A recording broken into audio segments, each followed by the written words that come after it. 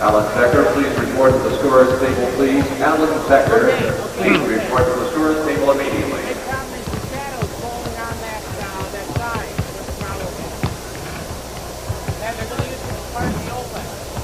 That's what the problem is.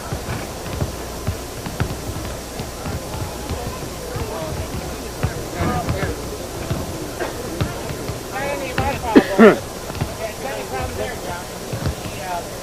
We're working on this whole life.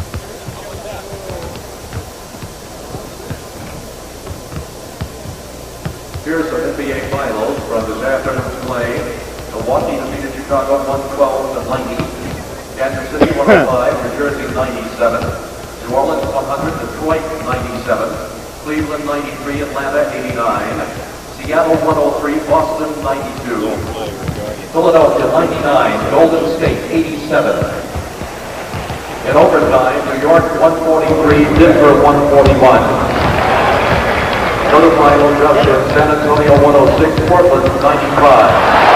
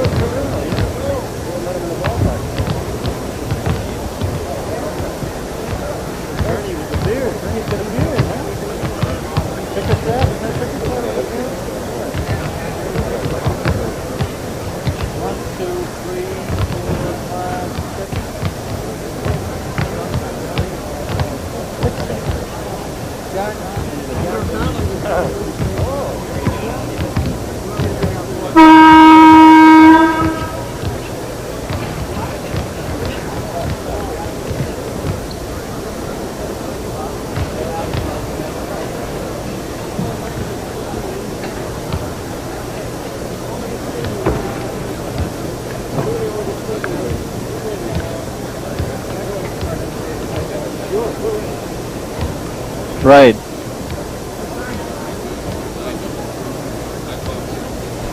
Good afternoon, ladies and gentlemen, and welcome to NBA basketball. This afternoon's game between the Washington Bullets and your Phoenix Suns. All right. You guide us. Now, ladies and gentlemen, the starting lineup for the Washington Bullets.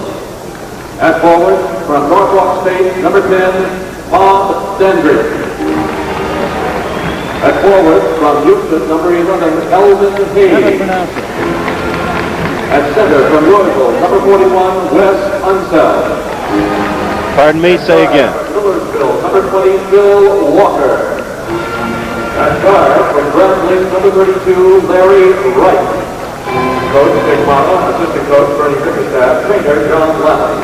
Into the top lane for the Bullets this afternoon, Tom Henderson, Mitch Trupchak, Kevin Freed, and Phil Shadir. Tennis is over. Who won? Now, ladies and gentlemen, the starting lineup for Did your Ford win? Phoenix Suns. At forward, from North Carolina, number 6, Walt Davis. At forward, from Oklahoma, number 24, Gar Hurd. At center, from Santa Clara, number 21, Denny.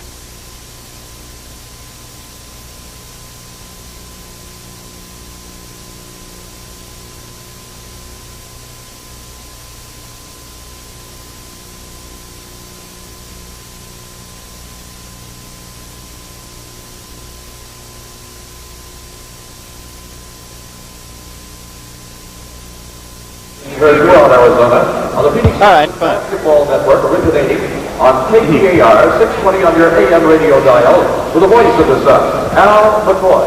And is being broadcast back to Washington on WTOP by the voice of the Bullets, Frank Herzog. And is being seen on CBS television with Jerry Gross and Steve Jones. Ladies and gentlemen, the 24-second clocks are inoperative this afternoon until they can be repaired.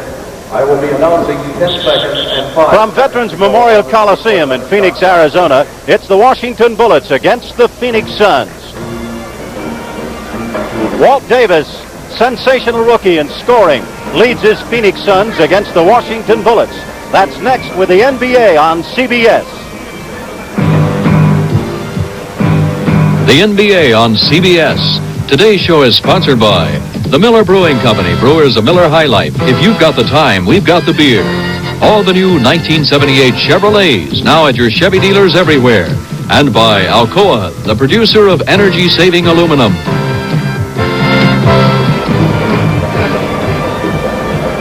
Hello again, everyone. I'm Jerry Gross, along with Steve Jones. We greet you from the home of the Phoenix Suns. In the dark uniforms, the Washington Bullets in the white. Dennis Autry at 6'10" against Elvin Hayes. Hayes at 6'9", and you see Larry Wright coming up with it. Moving to your left, in the dark uniforms, the Washington Bullets, they have been riddled with injuries this afternoon. Wes Unseld in the middle against Dennis Autry. Trying to back in and turn. Elvin Hayes with his favorite turnaround jumper, Steve. Well, the thing that Washington's really going to have to be concerned with is tempo of the game. They only have 7 players that can play. They're going to have to control the tempo. They're going to have to keep it to where Phoenix does not just run them out of the game. Dennis Autry working in the middle. The man who is not starting is Alvan Adams. Autry. Dennis Autry. Now Washington with the back line. You see carrying the ball now on the back line, Larry Wright, number 32, working along with another young man, Phil Walker. Walker is a rookie. That's right, going into Walker in the corner. Knocked out of bounds. It didn't go out of bounds. It's saved by Westphal. So Paul Westphal, the all-pro, bringing it down. That's the sensational rookie. Walter Davis back in the middle. Back to Davis. He misses a shot that normally he has been putting in all year long. He's been tough inside as well as outside. We have a 2-2 tie, 10:49 to go. Unseld outside, a little too deep for his range, and out of bounds it goes. Those kinds of shots from the outside, really going to get Washington in a problem as far as stamina-wise goes. They're going to have to make those shots. Those are the kind of shots, if you miss, they're the first pass to a fast break. Now leading the attack, trying to move the ball, Phil Walker. Walker stands at 6'3", and Wright you just saw. Wright is only 6'1". There again is the big guy, the Big E. So he has pumped in 2 in a row. Elvin Hayes having his greatest year last year. Tremendous overall year for Elvin. Now we have a 4-2 ball game. Inside, Don Buse. Buse acquired in the offseason. Don Buse ties it up at 4. First period of NBA action. All the action coming your way from Phoenix, Arizona. Outside, Bobby Dandridge. Dandridge was working as a guard the other night because of the injuries in Los Angeles. Too deep and knocked almost out of bounds, saved by Buse. Buse to Westphal, knocked away by the Big E, Elvin Hayes momentarily. Westphal will drive to his left with his left hand, but shoots right-handed. Westphal with his first 2 of the afternoon, and it's 6-4 as Phoenix jumps into the lead for the first time. Blocked on a fine play by Dennis Autry. Buse. Davis with a bounce pass to Westphal. That's what they want right there. They want the breaking opportunity every time they can come down. Larry Wright, it should be his job today to get the Bullets into a good pattern, run a good play, take some time off the clock, and make the Phoenix Suns play some defense. Double pick on the left side. Dandridge can't find room. That is Walker shooting in the corner. And Elvin Hayes with a rebound. Elvin normally shoots better when he can turn with his back to the basket and spin with that great rhythm. That's the first shot he's missed, however, this afternoon. Garfield Hurd. That's Davis inside. Again, notice what the outside shot will do. If you miss the outside shot, it puts you in a deficit situation where the other team gets an opportunity to run the ball back at you. That time, it wasn't a real good breaking opportunity, but they did get the ball down quickly, and they got a good shot. Davis followed it up. Unseld now trying to bring things outside and go inside to Bobby Dandridge. And he's whacked from behind by the rookie, Walt Davis. Bob Dandridge will go to the line out of Norfolk State. team foul. Big story about him, Steve. As you know, he was acquired as a free agent. Well, he came as a free agent, had some problems up in Milwaukee, but he played tremendously well up there. I think he's one of the most underrated forwards in the league. He does his job night in and night out as well as anybody in professional basketball, but doesn't get the recognition. Walker with a good drive, blocked on the play by Garfield. The other way, they get 2. And it's now 4 points for Don Buse. Fine defensive effort by the big guy, number 24, Garfield Hurd. So now we have a 12-4 lead for Phoenix, their biggest bulge. They're up by 8. Wright trying to go baseline. You notice how Autry switched off, and it cost him. Wes Unseld there to tip it in. The big guy in the middle. Great outlet passer. Fine team player. That's Westphal forcing his shot. Elvin Hayes with a rebound for Washington. Washington trailing by 6. First period, 8 minutes to go. The NBA on CBS in Phoenix, Arizona. Walker outside. Walker from Millersville, Pennsylvania.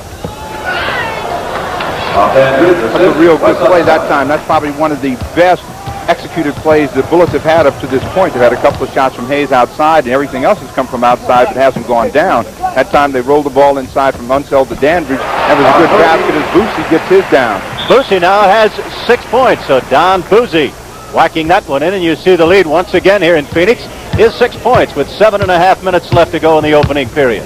Don Buse picking up Wright. Walker being hawked by Westphal, who's dropping off, trying to stop Unseld at the high post. Now Dandridge on a switch. Davis picking up the little man. It's blocked by Garfield Hurd. Fine effort. Here's Davis. Another bounce pass. That's a bad one out of bounds, and a fine play by Don Buse. Well, that was a tough handle that time, but there you got a chance to see why Walter Davis is so valuable. He gets the ball up the court. He dribbles the ball very well. He's got good foot speed. He's a good passer. That time the pass was just a little bit of a skidder, and it got away from Buse, and he saved it. Buse will inbound out of Evansville, goes to Dennis Autry. Now Westphal, who likes to favor going left and shooting right, and you saw it right there.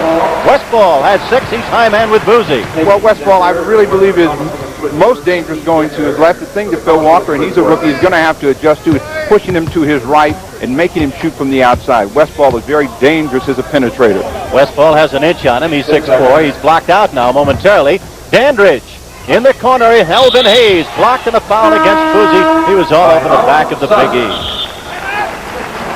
We have 6 minutes and 44 seconds remaining in the first period here in Phoenix. The score, the Suns of Phoenix 16 and the Bullets of Washington 8.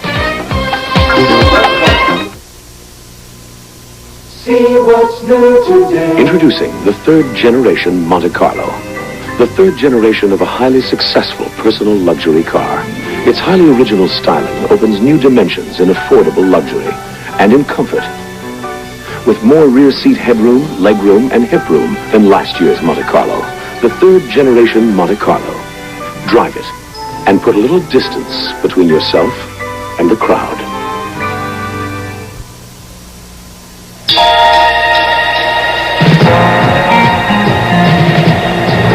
Up here, the wind can turn an entire ski slope into one big snowdrift. But you've got the horsepower and the know-how to take the mountain away from the storm and give it back to the skiers. And now comes Miller time. Time to head for the best tasting beer you can find. Miller High Life, America's quality beer since 1855. If you got the time, we've got the beer. Miller beer. Miller tastes too good to hurry through. When it's time to relax, one beer stands clear. Beer after beer. You got the time, we've got the beer. Miller beer. We're back here in Phoenix. Jerry Gross along with Steve Jones, CBS Sports. Next Saturday, the 3rd round, 4 o'clock Eastern Time, and next Sunday, the final round of the Andy Williams $200,000. Steve Jones and a big defending champ who's had a whale of a year. Tom Watson is off to a good start. He was a winner at the Tucson Open, and he was the player of the year a year ago. I think he's going to have another great year in golf. Understand that course is drying out in San Diego after much rain there. Should be in excellent shape for the Andy Williams. $200,000. That's next Saturday at 4 o'clock Eastern Time.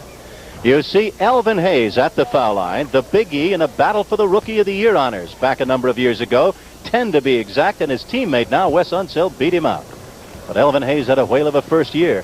Elvin now with 6:42 to go has made it a 6-point difference as Phoenix has the lead. Elvin Hayes has banged home a total now of 6 points.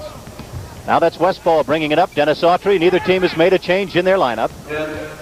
Davis with 10 seconds to go. The 24-second clock is on the blink here in Phoenix. 5 seconds to shoot. You hear the public address announcer calling it out, and Buse misses the shot.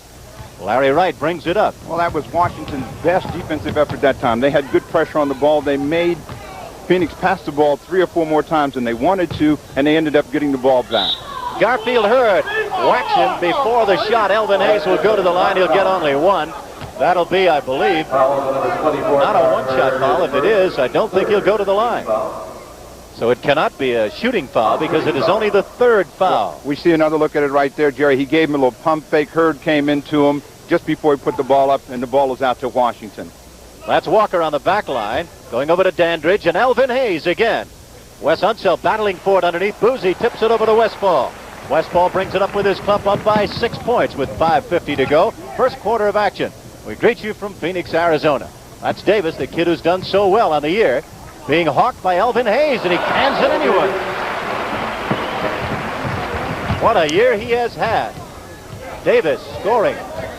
Davis has been averaging 23.5 points per ball game. He's in a real tear. The last 7 games, he's averaging 28.9. He's just done it all. He's a tremendous player, got a good outside shot, good quickness, can drive the ball, handle it. Again, we see him handling the ball right there, and a great pass to Westphal. No question about it, Stephen. He has excellent quickness.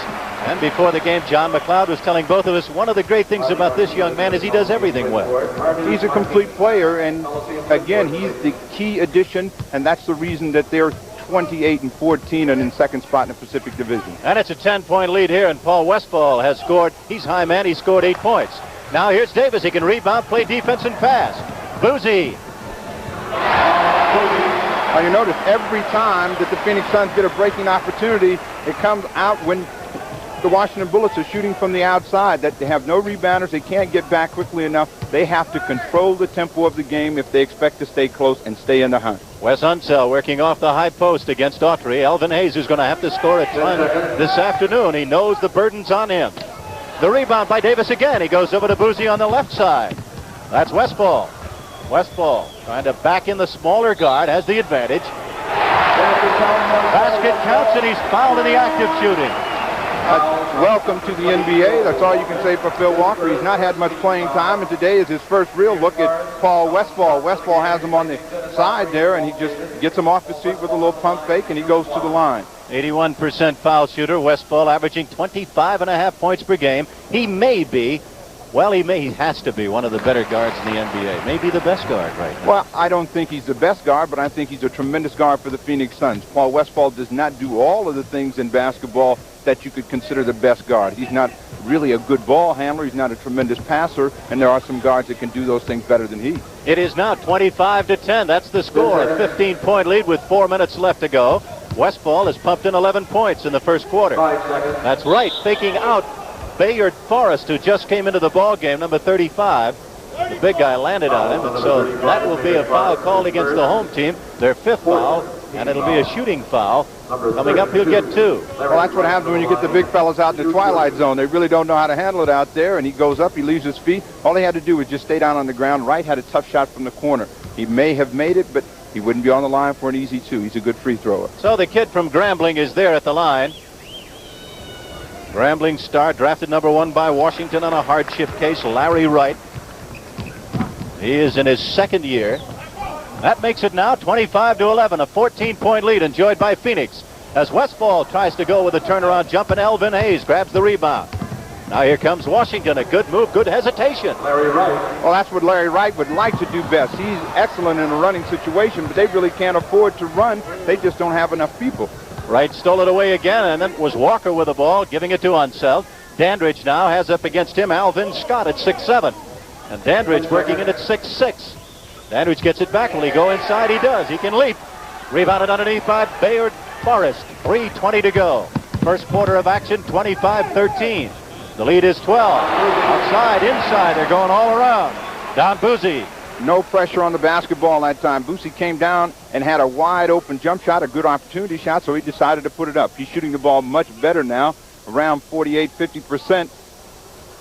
Buse and Westphal have accounted for 21 points of the 27. The back line is killing Washington's back line. A foul and a timeout. We have 2 minutes, 57 seconds left to go in the first period. A timeout. And the Phoenix Suns 27, the Washington Bullets 13.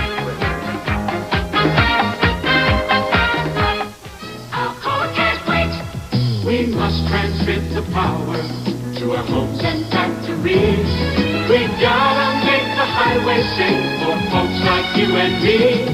Our cars should be lighter for the most from every mile. We must clean up, recycle, and make the whole world smile. We can't wait for tomorrow. Alcoa can't wait. We are helping our community and all communities by recycling junk automobiles in our melting process instead of bringing in virgin iron.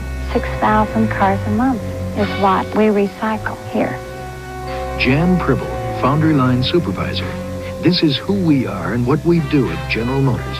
We make quality castings, car parts, GM parts.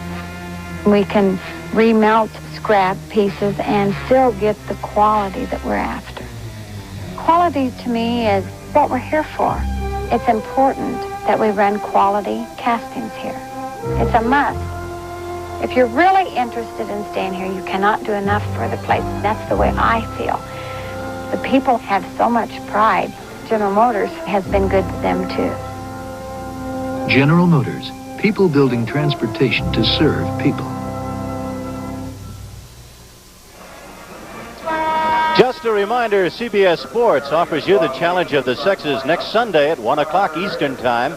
You'll have an opportunity to watch figure skating, basketball, and midget car racing. Candy Jones against Ken Shelley in the figure skating. And in basketball, Cassie Russell goes against Ann Myers.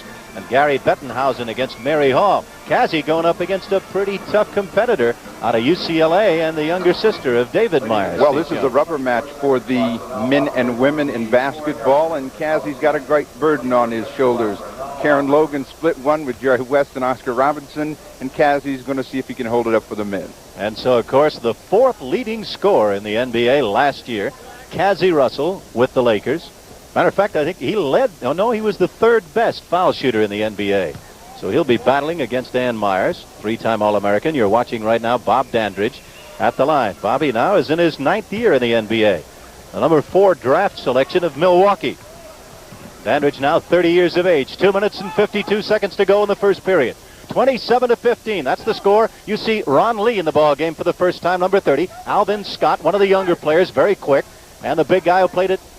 The athletes in action schedule is in the middle. Bayard Forrest, a block underneath. Now Washington with the outlet pass from Wes Unseld. Going over to Dandridge. Dandridge double teamed for a moment. Now looks for the open man. Can't find him. Trying to back Buse in. He has the height advantage. That is when Bobby Dandridge is most dangerous, when he can break his man down, back him down like that, and then turn and shoot. He's one of the very good basketball players at playing with his back to the basket. Phoenix has an entirely new lineup in, and again, their thought is going to be to keep as many fresh troops in the game and just wear the Washington Bullets down. The Bullets have a breaking opportunity here. And, of course, Elvin Hayes got back and makes the play. Curtis Perry took the shot on the other end with 1 minute and 55 left to go in the first period.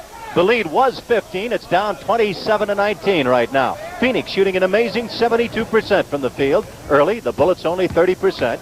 That's Alvin Scott outside with the ball. He's from Oral Roberts, drafted 7th by Phoenix. Curtis Perry in the middle. Curtis takes Elvin in the hole now. They were teammates at one time.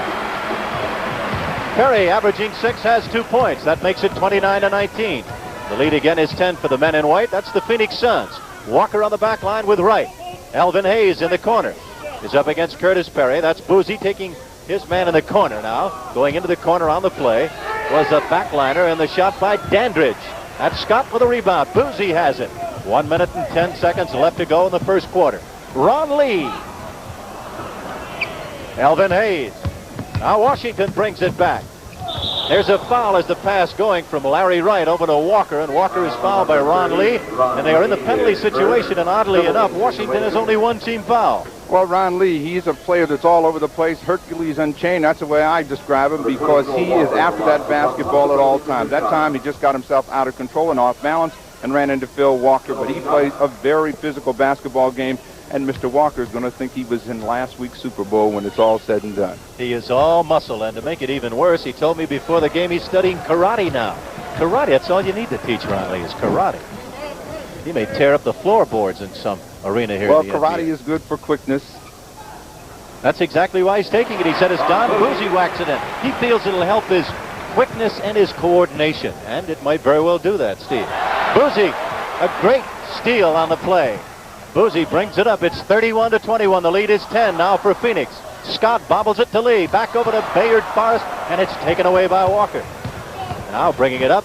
Walker goes over to Elvin Hayes. He's got the rhythm, puts it on the floor, but Perry bothered him on the shot, and a foul underneath. 28 seconds to go. Washington is still playing into the hands of the Phoenix Suns. They are creating some turnovers at the other end, but they're not capitalizing on their end. They're trying to run and break with them, thinking they're going to get easy shots, and Phoenix is basically back. They're going to have to set up and execute. They're going to stay in a basketball game. This man with the ball led the NBA in assists last year and led the NBA in steals. That's Don Buse. What an acquisition by Jerry Colangelo that was for Dick Block's club, and it's paid off. He takes his man in the hole. The owner of the Phoenix Suns, sitting to our right, has had a tremendous start this year. This has been the best start for the Phoenix Suns since they started playing basketball. Well, Don Buse is not noted for his offense, but he's had a tremendous offensive production so far this quarter. Every player in the professional ranks can score. His eyes have lit up. He's got Larry Wright on him, a small guard who's got a lot of quickness but has no size and really can't match him as he takes him down in deep and just shoots over him. Buse was traded from Indiana for Ricky Sobers in September of last year. And so Don Buse has whacked in 14 points in the game. And it's now 33-21. The lead is 12, enjoyed by, with 2 seconds to go, as a foul is committed, enjoyed by Phoenix.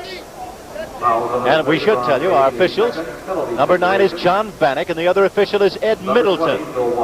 We see Walker has the ball right here. He gives it to Wright. Wright will make a real good basketball play. One dribble, and he gives it right back to Walker, who sees the lane is open and carries it down. All the Suns come to him. There's a foul in there on Alvin Scott, it looks like. He'll get another. So Walker goes to the line. Walker, a 79.5% foul shooter. Walker on the year, hitting 79% flat. As a collegiate, he shot 79.5, so you know he's a good foul shooter. So that marks the end of the first quarter here in Phoenix. And the score, the Suns of Phoenix 33, the Bullets of Washington 22.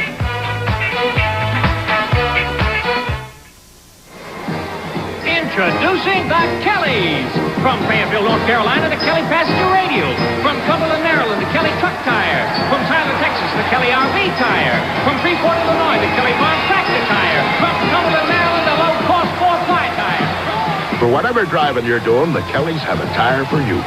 The Kellys. What a lot. Tough, you're on the ride. Good and tough, we're the Kellys. See what's new today in a Chevrolet. To the more than 600,000 people who bought the new Chevrolet during its very first year, thank you. You've made it the most popular car in America.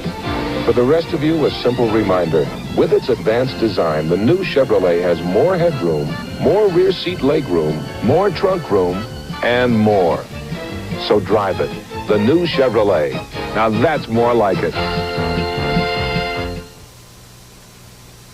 Control is very important in the game of basketball. And control is vital in the game of life, especially when you're dealing with high blood pressure. Right now, I'm having That's the only way to tell if it's high. If it is high, I'll follow my doctor's advice to control it. It's normal, Tom. Good. For more information, ask your American Heart Association. I'm Tom Borwinkle. Remember, we're fighting for your life. An announcement from the American Heart Association in cooperation with the NBA. The preceding announcement was brought to you as a public service by the National Basketball Association. At the end of one period, Steve Jones, we have a 33-22 score. Phoenix leading, and injuries will be a big part of this game. And you see the stats on the first quarter, amazing.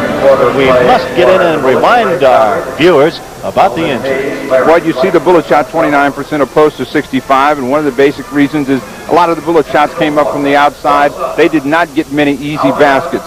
The Bullets are going to have to find out just how well their 8-cylinder car will run on 6. They've had injuries. Their next 10 of 14 games are going to be on the road, and they're going to have to see who can play. They've had a lot of people that have been complaining about playing time, and rookie Greg Ballard is one of them, and he'll get his opportunity now. Alvan Adams, you see with the ball. He was their starting center, former Rookie of the Year. Up against Wes Unseld. He's come off 2 weeks of tonsillitis. And a foul on the play in the basket counts. They're calling goaltending against Elvin Hayes, and the Big E is not too pleased at all. Well, I don't blame Alvin. This one here, the ball, Adams is under pressure from Unseld. Right here, the ball is clearly short. Hayes goes up. It was going to bounce off the front rim. It was not a good rebound by Hayes, but he had a good enough judgment to take it away. And Dick Motta is hot, but that's not unusual for him. No, Dick Motta, one of the more controversial coaches in the NBA, but a good one. Upset over the call. Larry Wright taking it inside, batted around and grabbed off. Taken away now by the backliner, who's done a good job, Walker. So Walker will try and move it. Phil Walker going over to Ballard. That's their rookie, their number 1 draft choice. And Ballard missing the shot. Greg Ballard out of Oregon. Well, Ballard is very comfortable in this situation. He's playing against another rookie, Alvin Scott, who is the 137th player pick. And would you believe he had to suffer being behind Lucy Harris and Bruce Jenner? Right here you see Ballard. He gets him off his feet. Good pump fake. Leans in and he goes to the line. So Ballard, their top draft choice, 22 years of age. He was a 3-year teammate of Ron Lee at the University of Oregon. He's a tremendous all-around player. The only thing I really feel he lacks is a little foot speed, but he's strong, good off the boards, very active, passes the ball well, good outside shooter. Alvan Adams takes the shot. Ballard took the ball, and you saw Ron Lee try to swipe it away, and out of bounds it goes. Ron Lee, very quick, and one of the top men in steals in the NBA. Ron Lee. The top man at 6.9 steals a game. Number 1. Well, that comes to about 3 a game, and he tried to steal it away. Down he goes over the back of Al Bianchi, I believe. John McLeod got out of the way in the brown coat. He's been suffering from the flu. And there's Blinky. He's all right. Hang in there, Al. Al Bianchi gets a good round of applause. Well, anytime that ball is up for grabs, you can be sure that Ron Lee is going to be somewhere around it. Makes no difference if Alvan Adams comes up with the big steal. Adams puts his club into the lead with 10:50 to go, 37-24. 13-point spread. Buse and Westphal, the leading men, 14 and 11 in the first period for Phoenix. And Elvin Hayes at 8. He led Washington. Washington playing, as you know, with only 2 substitutes on the bench in uniform. Walker hitting. Number 20, Phil Walker. Walker now has 5 points, Steve. That's a good basket by Walker, but the one thing they don't want to do is get into solo efforts. The ball did not move that time, so Phoenix was in a situation if they missed the shot again, they had the rebounding position, would be able to run, as we have a little confrontation between Mike Bratz and Larry Wright. So Wright at 6'1" against Bratz at 6'2". Bratz out of Stanford, a rookie, and Wright also out of Grambling, not too big a man. Both little guys, both aggressive. And now they're barking at each other. Bratz and Wright both barking at each other. I would say that Larry's doing a little more barking. Well, you know, talk is cheap. And the one thing to avoid a confrontation is to play basketball. Bratz really did not do anything but back away from that situation. That's Alvan Adams. He has scored 6 quick points. The former Rookie of the Year now makes it 39-26. And the lead is 13 for Phoenix. And a whistle and a foul again away from the ball. Curtis Perry, Ron Lee, Mike Bratz, Alvin Scott in the game for the Phoenix Suns. And coming into the game for the first time, Joe Pace out of Coppin State, number 2 draft pick. And Joe's in the ball game and getting his first rest is the big guy. Well, Unseld is going out. The one thing that Joe Pace can do that Unseld couldn't do is knock shots down and rebound. He's a tremendous sleeper, and he's got a strong inside game. He's a rookie, and sometimes he gets a little bit out of control, but he can dominate inside. No question about it, Steve Jones, and he's 6'10". That's Adams taking him outside. Ron Lee up in the clouds. He's found in the act of shooting, no basket. No, he tipped it in, but no basket. Somebody cracked, it would appear, Ron Lee on the arm or pushed him. Well, Ron Lee goes to the line. Ron Lee He will was go the to 10th line. pick of the draft. He was the #1 man, now playing in his second year out of Boston, Massachusetts. This guy really excites you, Steve. Well, he just plays real hard-nosed basketball. He's not the most talented player, but he is probably one of the most aggressive players in the league. Anywhere the basketball is, that's where he's going to try and be, and he'll do anything to win a basketball game. He's really responsible for turning the Oregon basketball program around. No doubt about it. Elvin Hayes coming down with the rebound. Ron Lee, a fine all-around athlete, makes it 40-26.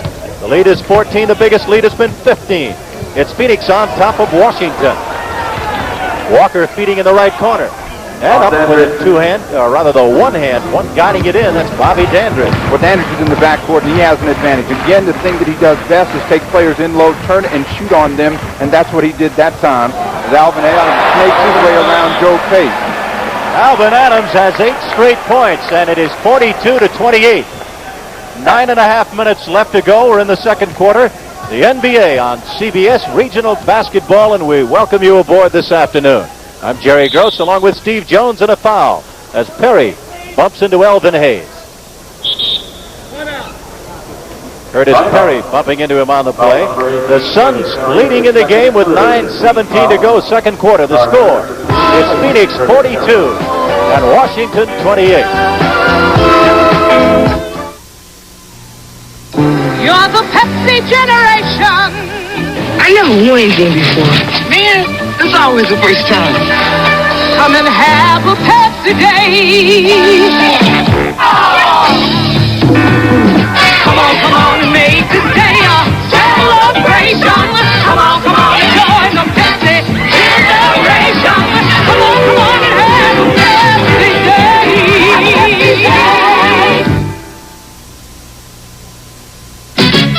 Winning throughout the nation as Hertz the superstar. We got the winning combination. Super people, super cars. Making that extra effort to meet your special needs.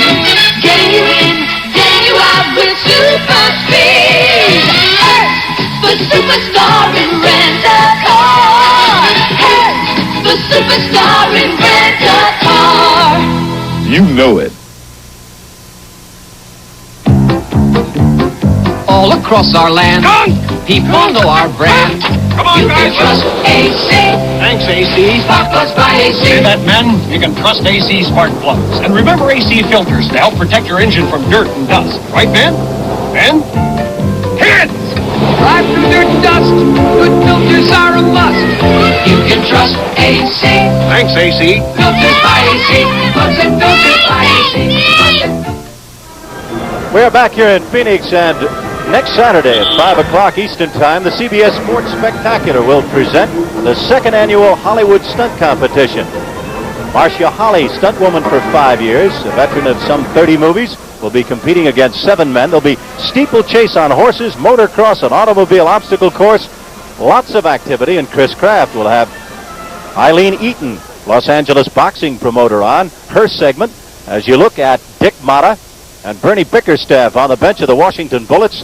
Washington is trailing in the game 42-28. Lots of injuries, and Alvan Adams has been a big difference here. And Steve Jones, we're going to get into Alvan Adams being out of the lineup and what it means to Phoenix and what it's meant. That's Joe Pace working inside, and Joe goes for 2. It's now 42-30, the lead of 12. And Joe Pace is going to have to stop Alvan Adams underneath. Adams elects to go outside. Rebounded by Elvin Hayes. Elvin Hayes needs 50 more rebounds to catch up with Elgin Baylor. That's Pace. Joe Pace. Joe Pace gets a couple of baskets. So again, what Washington is going to have to do more than anything else to get back in the game is control the tempo of the game. They're going to have to make Phoenix shoot tougher shots. Adams had 8 quick points inside, most of them. He had an easy jumper the last time. They're going to have pressure, defensive pressure, and be very aggressive. They only have 7 players. They've got to let it all hang out. Elvin Hayes with his favorite shot, missing with a turnaround jump. Rebounded underneath by Alvin Scott. That's Mike Bratz. Bratz going to Ron Lee. Lee goes left-handed for most of the time. That is Scott. Well, he gave the kid time, and the rookie whacked it in. You know, adversity has a strange way of making teams better teams. And again, Alvan Adams, he missed 12 games. Phoenix Suns won 8 of those 12 games, and they found out that Dennis Autry, and Bayard Forest can play in the middle, and they can still win basketball games. So now they have Adams who can go at either forward or center. It gives them a great deal of flexibility, and that's something they wouldn't have found out had he not been sick. No doubt about it. John McLeod saying before the game, the two things that have made this a better season, one has been the balance and the depth on the bench, and the other has been the ability of the Phoenix Suns this year to improve their passing game. Coming back into the ball game, number 32, Larry Wright. So it is Wright on the back line with Bob Dandridge. Elvin Hayes is in the middle now. He was playing as a corner, and Ballard is in one corner and Pace is in the other. So Pace will play in the right corner defensively. Alvan Adams going over to Bratz. Bratz going inside and a whistle. That was Davis back in the ball game. Fouled, or he stepped out of bounds. Stepped out of bounds, a violation, and here comes Washington. Right here, you see the ball going over to Bratz. He passes to Davis. He makes a quick move right there. The ball bounced off his leg and out of bounds. Back into the middle it goes to Bobby Dandridge. He's taking Lee in there. Lee tries to get the offensive foul, doesn't get the call. That's Garfield Hurd over to Davis.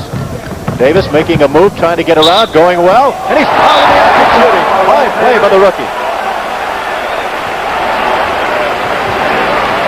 Foul by number 32, Larry Wright.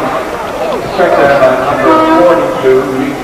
Foul on the play, he'll go to the line.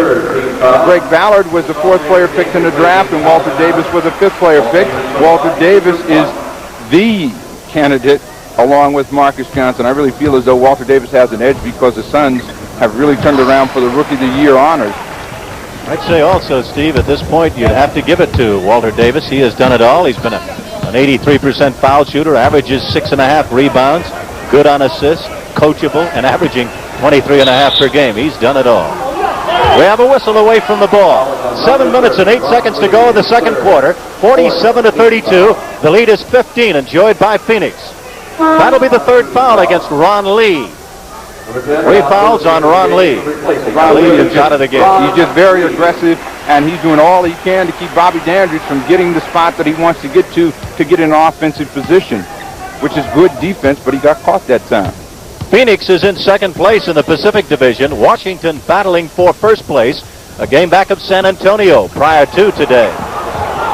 Loose ball and picking it up and hustling on the play, Greg Ballard. Bad shot by Larry Wright. They were fortunate enough to get that ball back. Davis missing the shot, and Bratz gets it and travels. John Vanek making the call as the trail referee. The fans don't like it. We're going to have a timeout for Phoenix. So it's 6 minutes and 48 seconds left to go in the second quarter. Jerry Gross and Steve Jones here, and it's 47-34 Phoenix.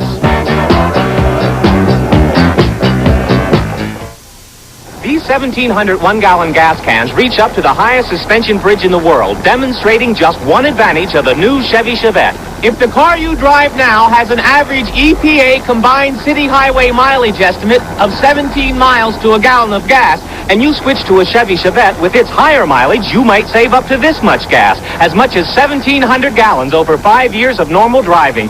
1,700 gallons, enough to reach from the bottom of Royal Gorge to the bridge above and then some. Energy for a stronger America. Last year, Exxon launched the world's tallest offshore oil platform. Today, off California's coast, it's opening America's really deep waters as a source of energy for the first time. From its deck over 900 feet above the ocean floor, drilling crews have begun work. And soon, 28 wells here will be producing oil and gas where none could be produced before. A new source of energy for a strong America.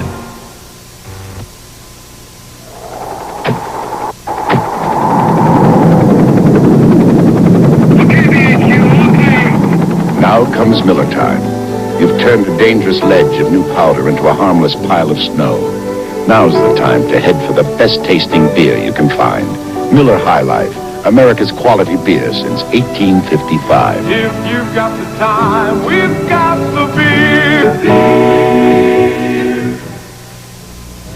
Alan Arkin stars in The Defection of Sinas Kudirka, a true story of one man's fight for freedom. Monday at 9, 8 Central and Mountain. We're back here in Phoenix. Jerry Gross along with Steve Jones, and down to my right, 2 people down. You see with the glasses, Dick Block. He is the owner of the Phoenix Suns, and he's quite happy because his club is leading 47-34. The team in white is Washington, and outside, whacking that one in. Greg Ballard showing you something there, Steve. Well, Ballard, again, is a tremendous player who just has not gotten a chance to play. Now is his time to shine. And, of course, he's playing against Walter Davis, and in that situation, Davis feels as though he's the vet because he's played all year long. That's Paul Westphal back in the game, knocked away by Bobby Dandridge, but a foul called against Washington. And now Greg Ballard has 6 points in the game. He is high man in the quarter for the Washington Bullets. Foul called against Dandridge, his second, and Paul Westphal goes to the line. And Westphal has just been named as one of the starting guards for the Western Conference, along with David Thompson, who had a whale of a game and a losing effort today. We watched here in Phoenix on CBS, Steve. Oh, David Thompson has had a tremendous year all year long. He shot 54%. There's some from the outside, and most of his shots have come from the outside. Westphal is shooting 50% himself. There's some confusion about that last foul, but Phoenix takes it out on the side. Westphal wanted to go to the line, but it's only the 4th team foul, so it is not a shooting foul. And so he comes back and gets 2. Paul Westphal. He doesn't need to go to the line. No doubt about it. 13 points for Westphal. One of the starting guards for the West, and Bill Walton will be in the center there. Big struggle underneath, and Elvin Hayes hustling, drops it through. Elvin with 5:50 to go. We're in the second quarter. Makes it 49-38, the lead of 11 points for Phoenix. That is Davis trying to go inside with it. Stolen away, stolen back, down to the floor. 2 players fighting for it. Don Buse, and also looks like Larry Wright had his finger on it. Went out of bounds, last touch by Phoenix. A little scramble for the ball. Again, there's plenty of time left in the game. There's 5:46 left in this period, but Washington has to get control of themselves and the game, and the way to do it is to slow the Phoenix Suns down. Make them play some defense. Bob Dandridge trying to work on Buse. He'll try to take him inside, working as a guard because of the injuries to Washington. Ballard and Autry with the rebound. Westphal with 5:19 to go. We're in the second quarter of action in Phoenix. Garfield Hurd, the veteran, with that sweatband on his head. That's Davis trying to go right to left. It hangs and doesn't go, doesn't get the call, and Elvin Hayes with the rebound. Over to Bobby Dandridge. Westphal goes for the steal, doesn't get it. Now he does get it. So Westphal bats it over to Buse, and Buse scores. That also happens when you take a fish out of water, and Bobby Dandridge is not really used to handling the ball in the backcourt. They applied some pressure to it. He caught the ball up. He should have passed the ball in that situation as soon as he met the pressure. Westphal this week was 8th in steals in the NBA. Just showed you why there. That's Westphal again. His club leading by 11, 51-40. Davis up against the other rookie, makes his move and pulls up on him. Walter Davis, who prefers to be called Walt, has 9 points in the ball game. 16 for Don Buse, he's the high man, and Westphal has 13, and Phoenix leads by 13 points. Wright with a more deliberate style, working on the back line with Bobby Dandridge. That's Ballard and Pace, and in the other corner it is Elvin Hayes. Pace making the shot, no whistle on the play. Well, Pace got that one down. Westphal was on the ball, but that's not really a good shot. They get the shot down, but it's a shot from the outside. He's a big man shooting from out there. They have no rebounding and a chance to get a second shot. And the lead is 11 again as Westphal. Autry, Davis. Remember, there's no 24-second buzzer for the players to watch. Now there is. It is working on the floor. So they can see now and don't have to rely on the PA man. Hurd missing inside and a foul called against Phoenix. Foul called against Phoenix. The forwards selected in the Western Division, Maurice Lucas and Rick Barry, Steve Jones. Not too much of an argument there, I would imagine. You know, they every year they have some kind of controversy surrounding the All-Star game. It's a situation where the players that are playing well at that particular point in the season are generally the ones that get selected. I think it's a great honor. So it'll be Lucas and Barry and Thompson and Westphal and Walton, all of them representing the West. We'll talk about the Eastern Conference, but right now going to the foul line, that is Greg Ballard. Well, this young man needs some oxygen. He needs some help. Fatigue, rigor mortis, whatever you want to say, has jumped on his back. He's very tired. He had a nice visit with you before the game. What's his attitude like, Steve? Oh, he's just really an unselfish player. He just wants to play. I think he wants to be as good a pro as he was as a collegiate at the University of Oregon. And he was a good one there. He's out of Los Angeles. It is now 53-44. And Washington is still hustling. Elvin Hayes has done a good job on the boards. Goes over to Larry Wright. And Wright cuts the gap with 3 minutes and 19 seconds to go in the second quarter. It's down to a 7-point lead. You never know in pro basketball. Last year, New Orleans came in here. They had a taxi accident, and Phoenix let up, and New Orleans won the ball game. Well, of course, a year ago, Phoenix was suffering all kinds of blues. They had all kinds of injuries. Hurd, Adams, Perry, you go on down the line, and they were just decimated with injuries, and it was easy for them to give up in a basketball game. They hung right in there. 15 points now for Westphal. Garfield Hurd struggling with Elvin Hayes underneath. Looks like Elvin might have been on him. And a timeout after a foul is called. 2:51 to go, second quarter, the score. Phoenix 55, Washington 46.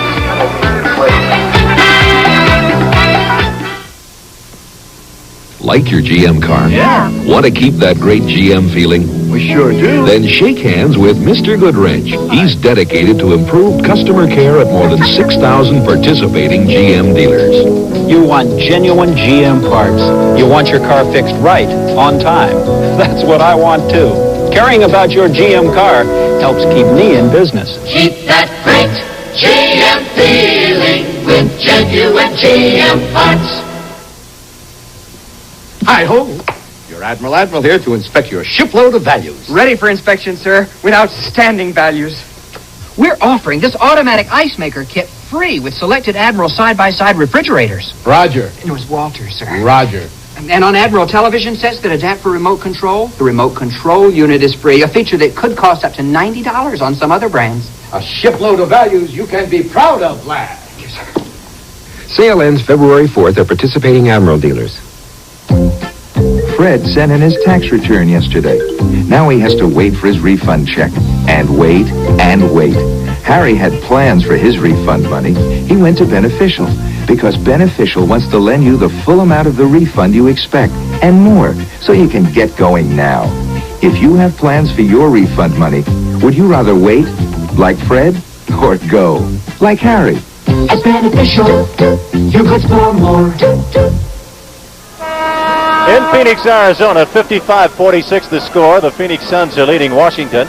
Steve Jones, I know you've got your tennis game going, and we have an exciting Celebrity Challenge of the Sexes coming up. CBS Sports presents the premiere Tuesday, January 31st. Celebrities going one-on-one to determine who the real sport is. And we're going to have a great array of talent there. Some fine talent, Steve, in that one. Buddy Hackett, Susan Summers, William Shatner, Elkie Summer, just to mention a few. And Jimmy Walker. Reggie Jackson will be there. Bill Crystal, Adrian Barbeau also. Don't forget, that's an exciting new program debuting on Tuesday, January 31st at 8 o'clock Eastern Time. Garfield Hurd makes his first point. He's averaging 7 and goes to the line again.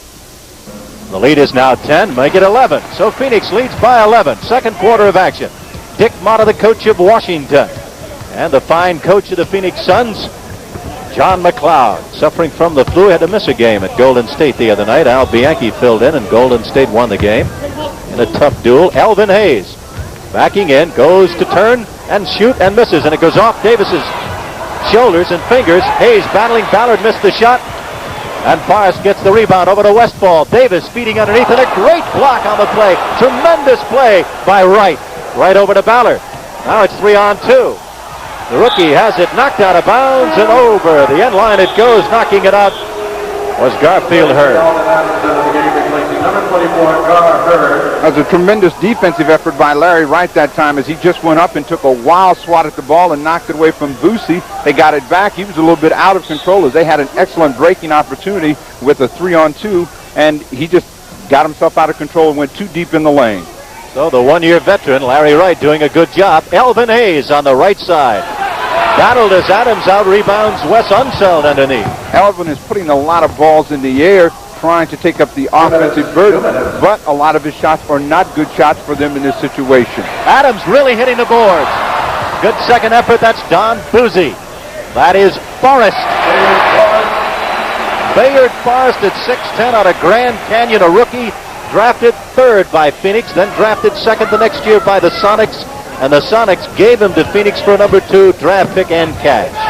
That's Ballard. Greg Ballard.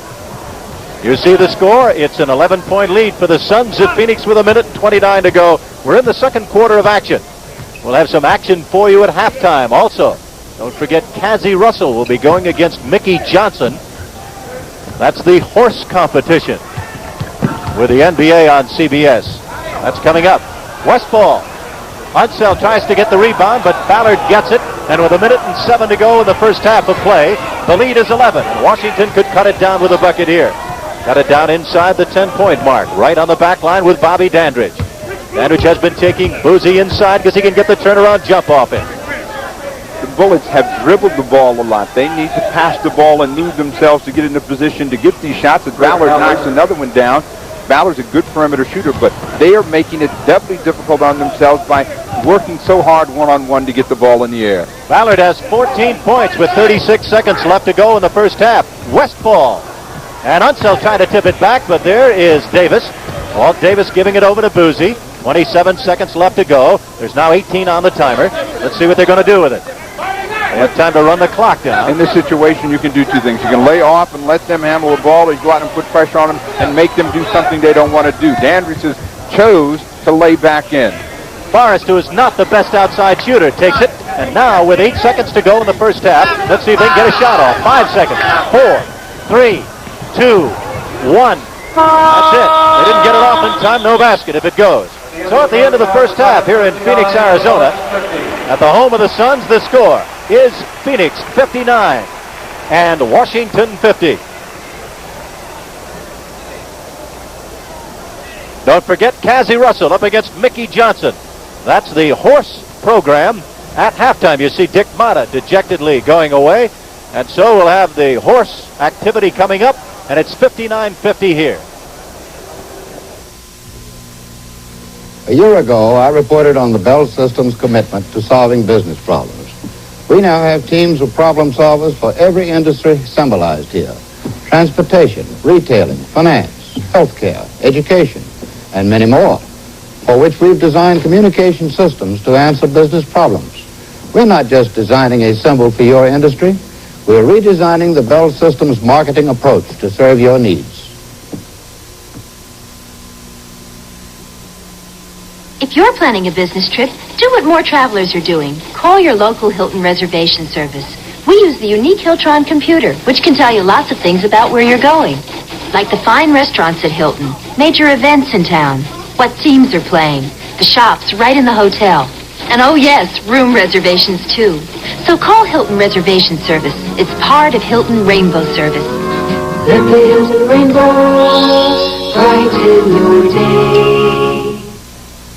Excuse me, sir. I'd like you to try something. Okay. Hold out your hand. Hey, what is that? That's Track 2 shave cream, and that's another brand. Feel any different? The Track 2 feels heavier. That's because the Track 2 is heavier. It's packed with moisturizers. Moisturizers?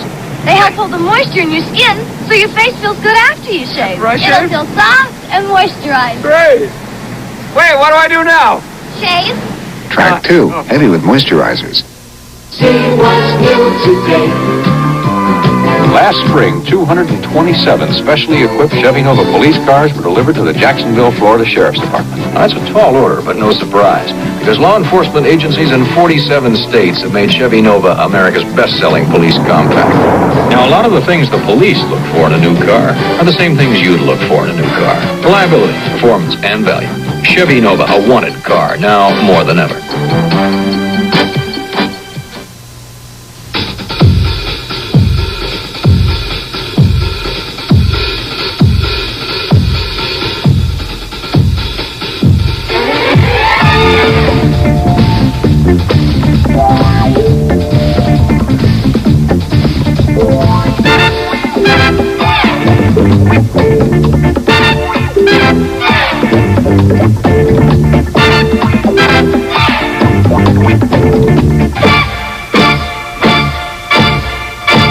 Hi, everyone. I'm Don Crickey, and this year at halftime on CBS coverage of NBA basketball, we have some of the top players in the league matched up in the old schoolyard game of horse, where a player must duplicate his opponent's shots or be assessed a penalty letter. 5 misses means 5 letters. That spells horse, and he's out. Today we have Mickey Johnson going against Cassie Russell, and for more on the rules, here's Mendy Rudolph. The basic rules of horse are as follows. The player in control must describe his shot beforehand. Now, 2 consecutive shots from the same area are not allowed unless someone moves at least 5 feet away. There are trick shots allowed. However, the same trick shot cannot be attempted more than once in the contest. The flip of the coin will determine who goes first. Now, there's going to be disputes out there, and if there are, my word will be the final judge. Cassie Russell, the number 1 draft choice in the NBA 11 seasons ago, must call his shot Call your shot, now. Kaz. Right-hand hook shot. Right-hand hook shot, says Cassie. Right-hand hook shot off the glass. Now must be matched by Mickey Johnson. And made by Mickey Johnson. Cassie's now a broadcaster with us on CBS after 11 seasons in the NBA, and here he goes with the left hand. Left hand off the glass, Mickey.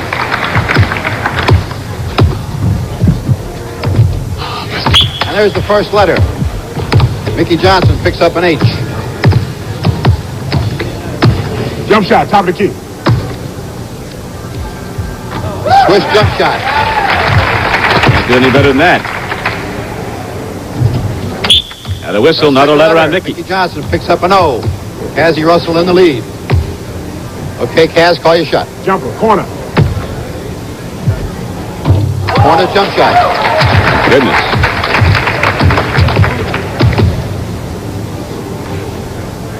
Mickey Johnson. Jumper.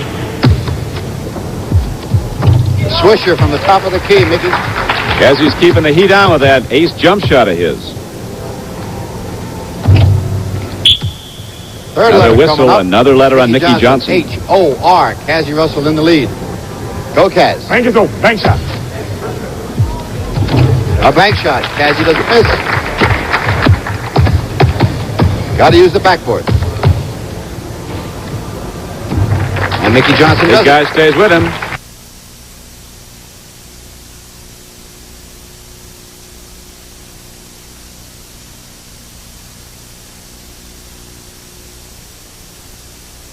Trip, do what more travelers are doing. Call your local Hilton reservation service.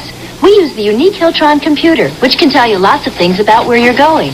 Like the fine restaurants at Hilton, major events in town, what teams are playing, the shops right in the hotel. And oh yes, room reservations too. So call Hilton Reservation Service. It's part of Hilton Rainbow Service. Let the Hilton Rainbow brighten your day. Excuse me, sir. I'd like you to try something. Okay. Hold out your hand. Hey, what is that? That's Track 2 shave cream, and that's another brand. Feel any different? The Track 2 feels heavier. That's because the Track 2 is heavier. It's packed with moisturizers. Moisturizers? They help hold the moisture in your skin so your face feels good after you shave. After I It'll shave? feel soft and moisturized. Great.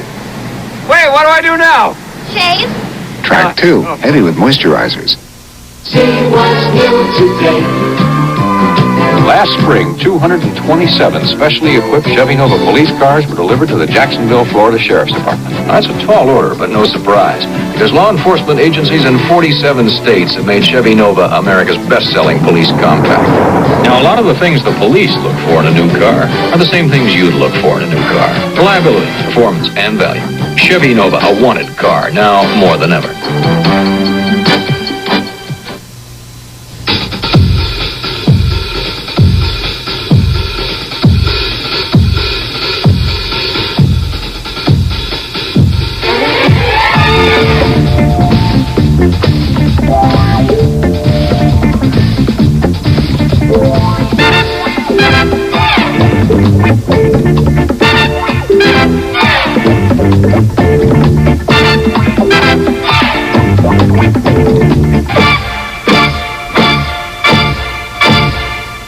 Hi, everyone. I'm Don Cricky, and this year at halftime on CBS coverage of NBA basketball, we have some of the top players in the league matched up in the old schoolyard game of horse, where a player must duplicate his opponent's shots or be assessed a penalty letter. 5 misses means 5 letters. That spells horse, and he's out. Today we have Mickey Johnson going against Cassie Russell, and for more on the rules, here's Mendy Rudolph. The basic rules of horse are as follows. The player in control must describe his shot beforehand. Now, 2 consecutive shots from the same area are not allowed unless someone moves at least 5 feet away. There are trick shots allowed. However, the same trick shot cannot be attempted more than once in the contest. The flip of the coin will determine who goes first. Now, there's going to be disputes out there, and if there are, my word will be the final judge.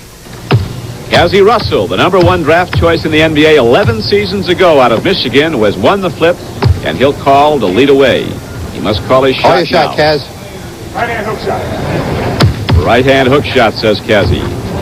Right-hand hook shot off the glass. Now must be matched by Mickey Johnson. And made by Mickey Johnson. Cassie's now a broadcaster with us on CBS after 11 seasons in the NBA, and here he goes with the left hand. Left hand off the glass, Mickey.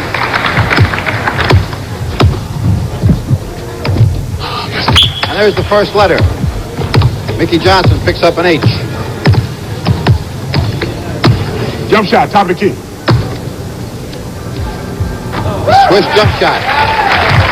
Can't do any better than that. Now the whistle, another letter on Mickey. Mickey Johnson picks up an O. Cassie Russell in the lead. Okay, Kaz, call your shot. Jumper, corner. Corner jump shot. Goodness.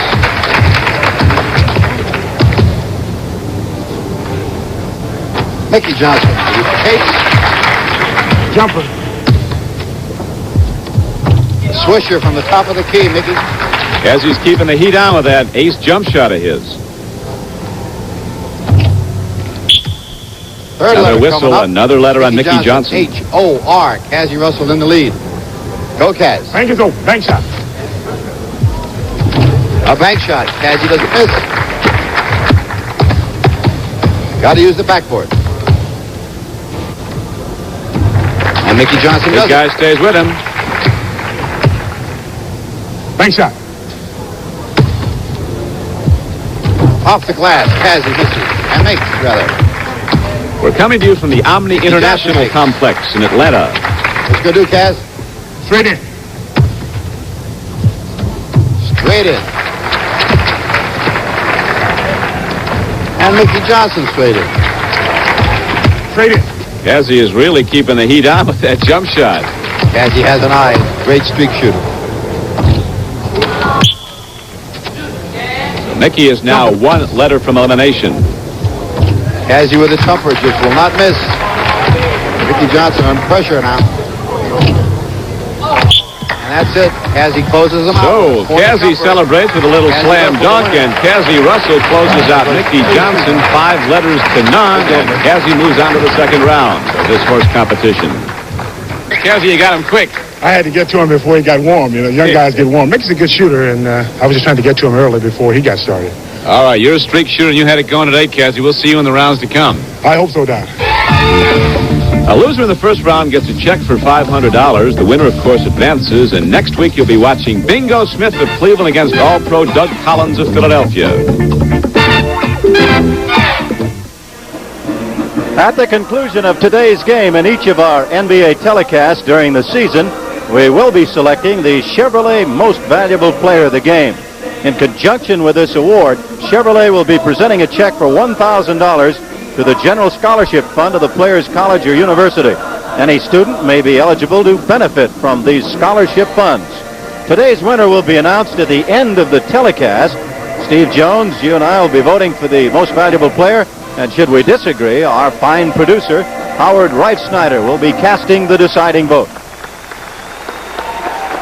The NBA on CBS will return after this word from your local station. Bob Hope, Alan King, Roy Clark. Just a few of the stars highlighted in the Kraft 75th Anniversary Special. Tuesday night on CBS.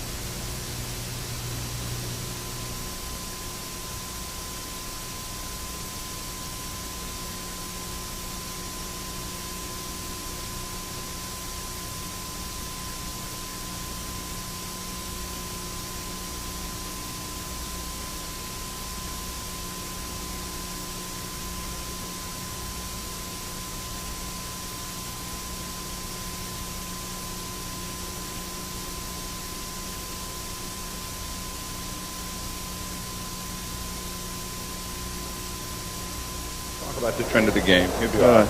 right. All right.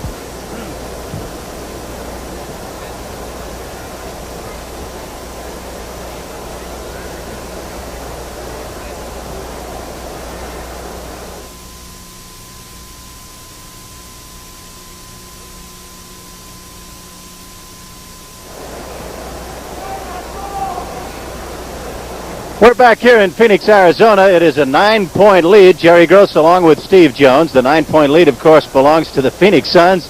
The fans here are happy, and Washington has a handicap. Steve, if there's any trend to look for, what might we look for in the second half of this one? Well, first of all, Jerry, Washington is fortunate to be only 9 points back.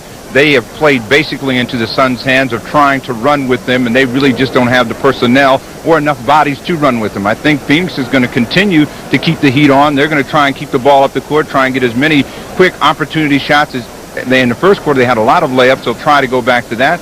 Washington, on the other hand, should try to slow them down. Walk the ball up the court, change the tempo of the game, make them do things they don't want to do, and especially play some defense. Make them play defense for about 20 seconds, and that will change the tempo of the game. And, of course, Phoenix coming in with a better bench this year. This is the kind of a game that's really right up their alley because they can display their bench strength, and it may, as you have said earlier, just wear down the Washington club. Well, I said earlier, cars, they make a lot of similar cars, and right now, the Washington Bullets are only running on maybe 2 or 4. But again, adversity has a way of finding heroes, and Greg Ballard is getting a chance to play, and he's having a big game. He's come up with a lot of baskets for them. They've been tough baskets. You've got to go back, and again, we said that in the Sun situation when they were injured and Alvan Adams was out, they found a couple of heroes. They found that Bayard Forrest and Dennis Autry could play in the middle, and now they have flexibility where Alvan Adams can go outside against a bigger against the bigger centers, and then he can play forward when he's being overpowered by maybe someone like a Kareem Abdul-Jabbar or an Artis Gilmore. And Dick Motto was saying before the game, this has never happened to him in his coaching career, which of course was in Chicago with the Bulls. Great success there, and now here with Washington. He's never had a team so decimated by injuries at this time. But Greg Ballard, their #1 draft choice, Bob Ferry talking to me in Los Angeles about him, he feels the kid's going to be a good one. And you may just hit it right on the nose, Steve. He may develop. Well, Greg is going to get to be a fine pro. And one thing that you have to remember is that if you coach long enough, you can get fired, and you can also have a team decimated with injuries. So, Dick Mata, welcome to the first-time club. Hope that doesn't go true with announcers, too, Steve. We'll take a look right now at the statistics on the first half as they have come in individually and from a team standpoint as well. So before we move into the second half, you're looking at the team statistics. The advantage going to the Suns by 11 percentage points, and with rebounding, the advantage, oddly enough, goes to the Bullets. Offensively, the rebounding, and defensively, the turnovers, 6 for the Bullets, 6 for the Suns. The Suns have had an excellent year on forcing their opposition to turn the ball over. One of the better clubs. The individual statistics we'll take a look at shortly, but the score right now at the end of the first half, 59-50, Phoenix over Washington. Elvin. We're the Van Arsdales, Tom and Dick. We're identical twins, and we drink identical beers. Light beer from Miller. We love it. The best thing about light beer is it's less filling. Great taste. Less filling. It's got 1/3 less calories than the regular beer. Great taste, Tom. Less filling. And I'm not Tom. You are. I'm Dick. You think you are, but you never were. Light beer from Miller. Everything you always wanted in a beer, and less.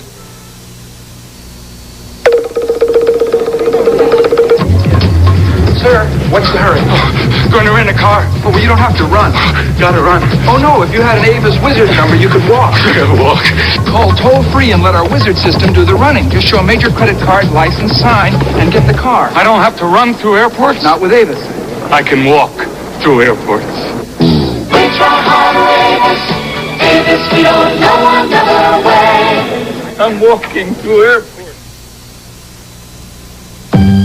What are more people using to help their cars last? Quaker State Motor Oil. Sure, Quaker State. Hey, Quaker State. Quaker State. What are more people using to help them avoid expensive engine repairs? Quaker State. Quaker State. What else? Quaker State. Quaker State. Quaker State helps cars last. Maybe that's why Quaker State's the best-selling motor oil in America.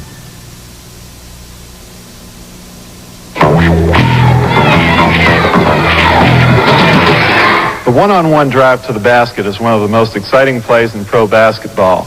I'm John Havlicek, and through United Way-supported Big Sister programs, these young women are experiencing the excitement that comes from a close one-to-one relationship. You're helping to make life fuller for these and thousands of other big and little sisters across the country. Thanks to you, it works for all of us. The United Way. The preceding public service message has been brought to you in cooperation with the National Basketball Association. The NBA on CBS is sponsored by all the new 1978 Chevrolets, now at your Chevy dealers everywhere. The Kellys Springfield Tire Company. The Kellys, they're good and tough. And by light beer, everything you always wanted in a beer, and less.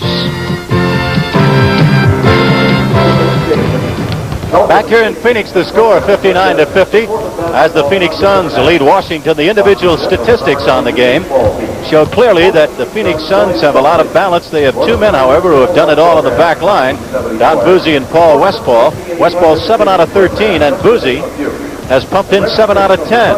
Paul has played 16 minutes with 15 points, and Buse 19 minutes with 16 points. So they're the big men there offensively for the Phoenix Suns. And for the Washington Bullets, their offensive statistics individually find two men. Greg Ballard, whom Steve Jones was talking about earlier, their number one draft choice. He leads with 14 points in 12 minutes, 5 out of 7 from the field, 4 for 4 from the line. And Ballard has chipped in also with 5 rebounds. The leading rebounder is Elvin Hayes with 10 in the ball game for Washington. Elvin also has pumped in 10 points in 24 minutes, 4 for 11 from the field. Also scoring, Bobby Dandridge has 8 points, 3 out of 8. As Washington is trailing in the game, for those of you watching in the Los Angeles area, a reminder that the Los Angeles Lakers will be in action tonight at the Fabulous Forum, as they like to refer to it, in the area there of Inglewood, California. They will be battling in a game this evening against the Houston Rockets. And, of course, next week, Steve Jones, you and I will be observing that Houston club in a game to be telecast regionally by CBS. Well, the Houston has had all kinds of problems this season, and they're going to have to turn it around. Last year, Central Division champs. This year, Central dwellers. The Lakers also, last year, best record in the league, cellar dwellers. Both teams feel as though they can turn it around in the second half of the season, and the second half of the season should really be a shootout throughout the NBA. They still have an excellent chance to make the playoffs because of the race that's going on right now in the Pacific Division, and it's well, with the talent they have, and if they can put things together and get over the injuries, I look for Los Angeles to still make a run at them. Well, there are several teams that could be in it. Los Angeles has enough talent to get in it. One thing that you must remember is that losing is kind of a contagious thing. It's more mental than anything else. Probably the mental aspect of professional basketball is the toughest thing to adjust to. And when you play night in and night out, and some days you get mentally down, you cannot seem to make the big plays at the right moment. The winning teams always seem to do it. Portland is an example of that. They've come up with tremendous efforts when it seemed like they were dead in the water. Coach Jerry West made the good move the other day, started Don Ford, and he had a whale of a first quarter to explode against the Washington club in a game that we scouted prior to this telecast. We have at the start of the third quarter a 59-50 score on the back line. Don Buse, along with Paul Westphal, up against Larry Wright. And the other young man who is on the back line, number 20, is Phil Walker. Walker is the rookie, and Wright, a first-year man, now in his second season with Westphal shooting. Tipped in on a tip dunk by Walt Davis. So Davis, the rookie, now has pumped in 11 points, and Davis on the afternoon has done very well. He is now 5 out of 8 from the field. It is 61-50, the lead of 11. The biggest lead was 15 points. That's Wes Unseld. Garfield Hurd. Don Buse. Buse out of Indiana. First time he's ever played out of Indiana. That's Davis. Walter Davis is very active, and probably too active for a very tired Washington team that's been out on the road. Larry Wright trying to look inside. Very quick. Playing with a bad ankle. Unseld. Going over to Elvin Hayes, who puts it down and gets it. Elvin Hayes from the field is now 5 out of 12, and Elvin Hayes has pumped in 12 points. And it is 63-52, the lead of 11 for Phoenix. Wes Unseld rebounding. Over to Hayes. Will he catch it in time? It hit the end line, hit the sideline, and out of bounds. No basket. Not a good situation. Wes Unseld throwing the ball to Elvin Hayes, who's not a good ball handler. Even had he gotten the handle on it, there were two men back, he would have had a tough time getting the ball to the hoop. They have got to try to control the tempo, which is not running for them today. Paul Westphal and Don Buse on the back line. They swing it over to Walt Davis. Now to Hurd, back to Davis. Great defensive play. Alvin Hayes trying to feed Walker. Walker going in for it. So Walker gets the 2. Walker practically dunking at 6'3". Now Westphal. Back pair, and that makes it 65-54. The lead remains 11. You can't trade baskets with a team when you're behind. They started out 9 down. Now they're up to 2 more, so they're down by 11. They're having a tough time getting the tempo of the game in their favor. Washington trying to get it in on a tip by Unseld. Autry with a rebound. Autry's baseball pass is picked off by Elvin Hayes. And Wright knocks it out of bounds, and we have Larry Wright almost ending up in the lap here at Steve Jones, and a foul to be called against Paul Westphal. A foul called against Paul Westphal on the play. The crowd doesn't like the call. Westphal doesn't like the call. They're in shock. They're going to take the ball out on the side in a timeout.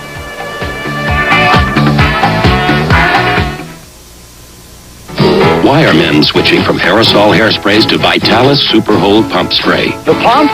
Because it doesn't spray any aerosol propellants. The pump? Well, it costs less to use. Save money. It's because the pump is stronger. Can hold longer than the best-selling aerosol. The Pump. Vitalis Super Hold Pump Spray. Now with an even finer spray. Why don't you switch from your aerosol to... The pump, the pump.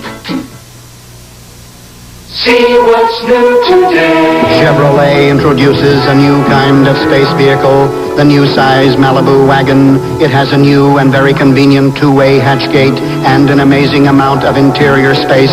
You can load the new size Malibu with the tailgate down or with it up, and when you finish loading, there's still ample room for family and friends. Chevy's new size Malibu wagon, it's the kind of friend a modern family can use. Do you use a separate pot for frying, cooking, and steaming? Well, now there's the new Hamilton Beach Dial-A-Pot. It's 3 pots in 1. Dial fry and it fries up your favorite foods fast and crunchy. Dial steam and it steams up the crispiest vegetables and the most delectable seafood. Dial cook and it cooks up everything from soups that simmer to tasty stews. The new energy-saving Dial-A-Pot. It's 3 pots in 1. A great gift only from the Hamilton Beach Scoville World of Appliances. Tuesday, join Bob Hope when the stars come out for the Kraft 75th Anniversary Special. Tuesday at 9:30, 8:30 Central and Mountain Time. We're back here in Phoenix with the score 65-54 and a shot across the way of one of the injuries with Phoenix. Ira Terrell, he injured himself early in the season, has not gotten a chance to play. His knee is coming back. I spoke with him before the game, and he's looking forward to getting some time in before the season is over. Elvin Hayes trying to work underneath now with Wes Unseld. Bobby Dandridge working nicely with Unseld. Rebounding it. Elvin Hayes hustling underneath and out of bounds it goes. That was a good play. Even though they didn't get the basket down, they moved the ball, they moved themselves, they got another shot at it, and this is what they have to do in order to really get control of the game. Walker hitting from the left side. Guarded on the play by the packliner. Going over him. 9 points for Phil Walker. 65-56. The lead is now cut down to 9 points. Buse and Westphal swinging it around to Davis. Going inside to Garfield. Hurd taken away by Wes Unseld. Unseld over to Larry Wright. Wright trying to make a move. Oh, good action by Westphal on defense. And he grabs the rebound. And that's going to be a backcourt foul against Larry Wright. Larry's lucky he didn't get a call against him for a charge. Westphal played real good defense that time down. He took a shot again, looking for the opportunity shot, which if they make, it's fine, but basically it's a shot that's going to get them in trouble because they're having trouble making a transition to the other end on the defense. So they've got to work the basketball. They've got to start playing with a little bit more intelligence. Paul Westphal out of USC, traded from the Celtics, if you recall, with a number 2, actually with 2 number 2 draft picks for Charlie Scott. That has turned out to be a fine trade for the Phoenix Suns. That was a good trade for the Boston Celtics at the time. Remember, Charlie Scott was on that championship team that year when the Suns and the Boston Celtics played in that historic 3-overtime game. And, of course, now Charlie's trying to turn things around for the Los Angeles Lakers. 19 for Westphal. We have 8 minutes and 55 seconds to go. Walker missing inside. Walker, good reaction, good hustle. Unseld with it, and Unseld is tied up and perhaps fouled on the play. The lead is 67-56. The lead back up to 11 points. Well, Davis had worked inside trying to get the ball right in there. You see a lot of bodies flying off of West Unseld, one of the strongest in the NBA. They got a loose ball foul, and it's a blue ball out on the side, Washington ball.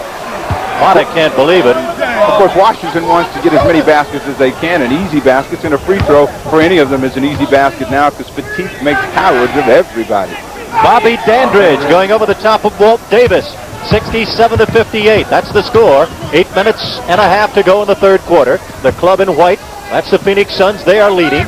There are only 2 men on the bench for the injury-riddled Washington Bullets. That's Unseld. Out rebounding Autry. The outlet going over to Larry Wright. Wright is a good penetrator. Will pull up and shoot outside also. Dandridge going underneath and batted away. Taken away underneath from Elvin Hayes. He gets it back. Triple team. Somebody's going to be open. He finds Unseld in tight, pulling his way past Autry. That's what you call a man moving a mountain right there. Unseld just put all that weight on Autry and just moved him right out of the way. That's Westphal banking it in on the side. Oh, Westphal having a superb afternoon. Has wrapped in 21 points. 7 minutes and 55 seconds to go. 69-60. The lead is 9 for Phoenix. One thing our viewing audience should keep in mind is the way that Washington is getting their baskets. They're having to work very hard for almost every shot. They're getting very few easy baskets. On the other hand, Phoenix is getting down and getting easy opportunity shots. They're moving the ball, moving themselves, and everything is coming much easier for them. That is the second foul against Westphal on the afternoon. So Westphal trying to steal the ball. Picks up his foul. Now working on him is Walker. And Hurd with a rebound. 7.5 minutes to go in the third quarter. The lead is 9. Westphal. Right over the top of Dandridge, and Westphal has 23 points in the game. Now it is 71-60. The lead of 11. The Bullets again very slow getting back on defense as West Unseld takes the shot from the outside. Again, giving the Suns a chance to run. Here comes Buse over to Westphal. He goes to the right side this time against Wright. And he is fouled on the play. A blocking foul to be called against Washington. Well, Phil Walker wanted to play today, but I'm not so sure after this lesson that he is getting from Westphal whether today was his day or not. He's picked up his 4th foul, but he's being used by Paul Westphal. So Westphal goes to the foul line. Westphal now in his 6th year in the NBA. Former top pick of the Boston Celtics. Only 27 years of age. He's got a lot of years to go. Had a bad knee. I think he had knee surgery in his senior year, and therefore no Olympics for him when he was in college at USC. This quarter has existed of 2 things, Westphal and Davis. Westphal has scored the last 4 or 5 baskets for the Phoenix Suns. He has 9 points in the quarter and 24 points in the ball game. And right now, with 7 minutes and 12 seconds to go in the third period, it is 72-60, the lead of 12 for the men in white. Washington bringing it up. And on that back line, Phil Walker, the number 2 draft pick of Washington, going over to Bobby Dandridge. Dandridge backing Scott in. Back outside, that's Walker. So Walker now gets in double figures. He has 11 points. And the lead is cut down to 10 points. Buse bringing it in. Autry all alone. A lot of room for the veteran. Oh, it's too easy for the Phoenix Suns right now. Washington is trading baskets, but the Suns are moving the ball around the perimeter, getting almost any shot they want to anybody. Autry that time taking a jumper, which he normally wouldn't take. Scott trying to get the ball up. That kid is playing with a bad ankle. Larry Wright. Wright trying to get a shot away. And it hangs. Now it is 74 Phoenix, 64 for Washington with 6 minutes and 22 seconds of basketball left in the third quarter. Westphal going to Hurd. Now they swing it over to Autry. Dennis Autry with a hot hand outside out of Santa Clara. Autry had 6 points. Steve, his average 4. Excuse me, Dennis Autry is just going to get some. Everybody else is getting some, so he feels as though he may as well get in the act. And he's shooting shots again. Those are shots he wouldn't normally take, but there's no pressure on him, so he's putting the ball up. And again, Phoenix maintains their 12-point lead. We're good and tough. We're the Kellys. The Kellys have a way to save gasoline from the ground up. A steel-belted radio called the Kelly Gas Pincher. When we tested a set of gas pinchers against our non-radios, the gas pincher pinched from 14.5 up to 31.7 more miles out of a tank of gas. That's hundreds of ball miles a year with the gas pedals.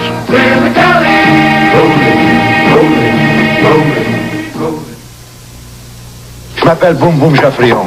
Je m'appelle Jacques Tante. Nous sommes tous deux des anciens joueurs de hockey. Et nous buvons la bière light de Miller. Oui, nous buvons l'aide parce qu'elle a 1/3 moins de calories que leur bière régulière. Elle est moins rassasiante. Non, nous la buvons parce qu'elle a un goût magnifique. Elle est moins rassasiante. Goût magnifique. Elle est moins rassasiante. Goût magnifique. Sacré bleu. Imbécile. You believe this guy? Tu chavires. Mais t'es un fou. Passe la A tête. beer like the Miller. Tout ce que vous désirez d'un beer, et moins. The Dutch Masters buyers are in France for the international auction of rare African Cameroon tobacco. There are two secrets they must keep to win some of the best leaf for Dutch Masters. The exact leaf they want and the price they'll pay. It's a nice color. When their bid is opened by the French auctioneers, they'll learn if they've won some of the best. Acheteur Dutch Masters. Taste the taste the world competes for in a Dutch Masters Cameroon cigar. There really are masters at Dutch Masters. Dennis Autry at 6'10", 235 with a little stunt there, right here in Phoenix, Arizona, which reminds us to remind you the second annual CBS Sports Spectacular Hollywood Stunt Competition comes up next Saturday at 5 o'clock Eastern Time. We invite you to join us. There'll be a steeplechase on horses, an automobile obstacle course, motocross. Ken Squire and actor Bo Bridges will be there. Jack Whitaker will have a commentary. And Chris Kraft visits with Eileen Eaton, the LA boxing promoter. Should be quite a very exciting afternoon next Saturday on the CBS Sports Spectacular. That's Larry Wright moving it in against Don Buse, who is bigger and heavier. Wes Unseld going over Dennis Autry. They are really fighting and coming back. It is now the 10-point lead, 76-66. Using to crack. They are bending but not breaking at the moment in the third quarter with 5.5 minutes left to go. Alvan Adams back in the ball game. Ron Lee back in the ball game. How do you do, Ron Lee? First field goal, 3 points for Ron Lee, averaging 13.5, 78-66. The lead is 12. Washington with the ball. Bobby Dandridge, rebounded by Ron Lee. Don Buse. Buse showing he can do it inside and outside, has 18 points. He had 14 in the first quarter. Now it is 80-66. Excuse me, Jerry. Notice how slowly now the Washington Bullets are moving up and down the court, offensively and defensively. They are beginning to feel that early effort of trying to run with the Phoenix Suns, who have brought in fresh troops. Again, they have Scott, Adams, and Autry up front, with Lee and Buse in the backcourt, and another shot comes up from the outside, and another chance to run for the Phoenix Suns. Alvin Scott at 6'7". Now trying to move the ball. Finally it comes up to Ron Lee. That's Buse driving on Wright. Big game by Scott. That's Scott. Oh, what a play by the kid. Now this time they can say like they used to say in Phoenix, great Scott. He really put the top on that one.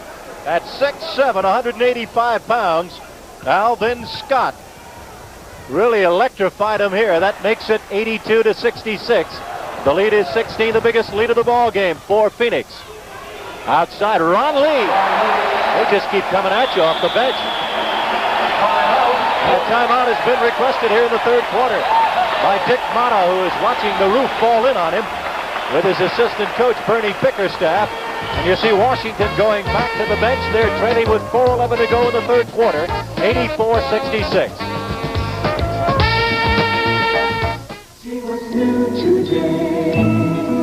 Chevrolet announces a lot more Chevette for a lot less money. New Chevette standard equipment includes a radio, reclining bucket seats, white wall tires, console, sports steering wheel, a 1.6-liter engine, 18 new standard features in all, plus a wide hatch, carpeting, front disc brakes, rack and pinion steering, and more. The 78 Chevy Chevette. A lot more car for a lot less money. Well, the weather up here is tough on everything. Oh, you kind of feel good that you have a diehard.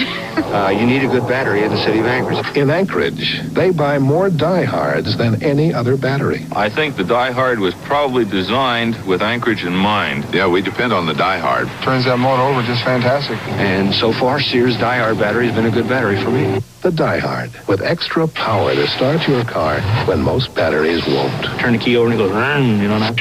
Sold only at Sears. What are you waiting for? Right now, save $50 on a color TV from Sears. What are you waiting for? It's on sale for just $339.95. You get a 19-inch super black matrix picture tube for bright, crisp colors, automatic fine-tuning, and a solid-state chassis, all for $339.95. You save $50 at Sears. So, what are you waiting for?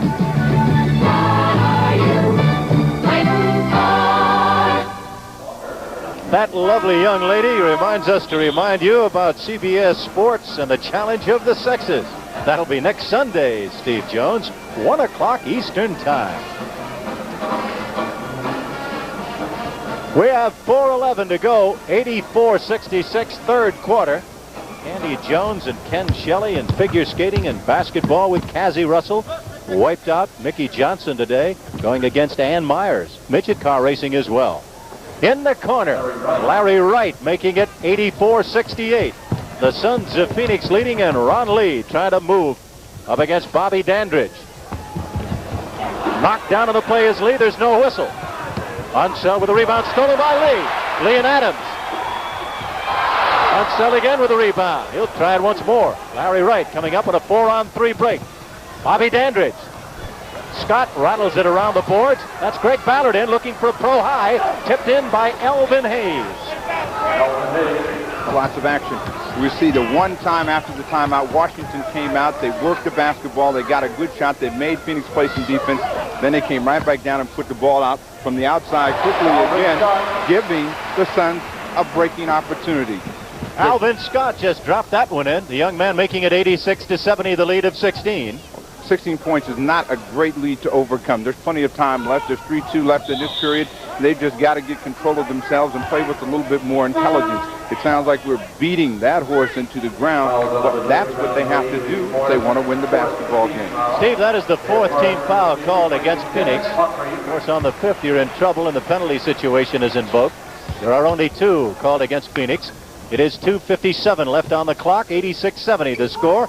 All the action in Phoenix, Arizona, as the Suns are leading the Bullets and a battle away from the ball and a foul up against Ron Lee. He's trying to muscle Dandridge inside, who can go up and over him if he takes him down low. Well, he's just trying, again, to keep him from getting that offensive position down and low. That's a good defense by him, but again, he's getting just a little bit too aggressive, and he picks up his 5th foul. But it makes a little difference. They have plenty of troops to bring in. Mike Bratz just comes in to substitute for him. What they'll try to do is keep good defensive pressure on the basketball and make Washington take tough shots. No question about it, and at the foul line scoring on his first is Bobby Dandridge. He hit 79.5%. Unseld with a rebound to Elvin Hayes. Larry Wright now looking for the ball from Bobby Dandridge, doesn't get it. That's Greg Ballard going for a pro high. He is short with it. He needs 2 more points to get his pro high. He now has pumped in 14. He goes back on defense, and Alvan Adams overshoots the mark with an air ball. Hayes with a rebound to Wright. Wright trying to go against the man he was arguing with in the first half, Mike Bratz.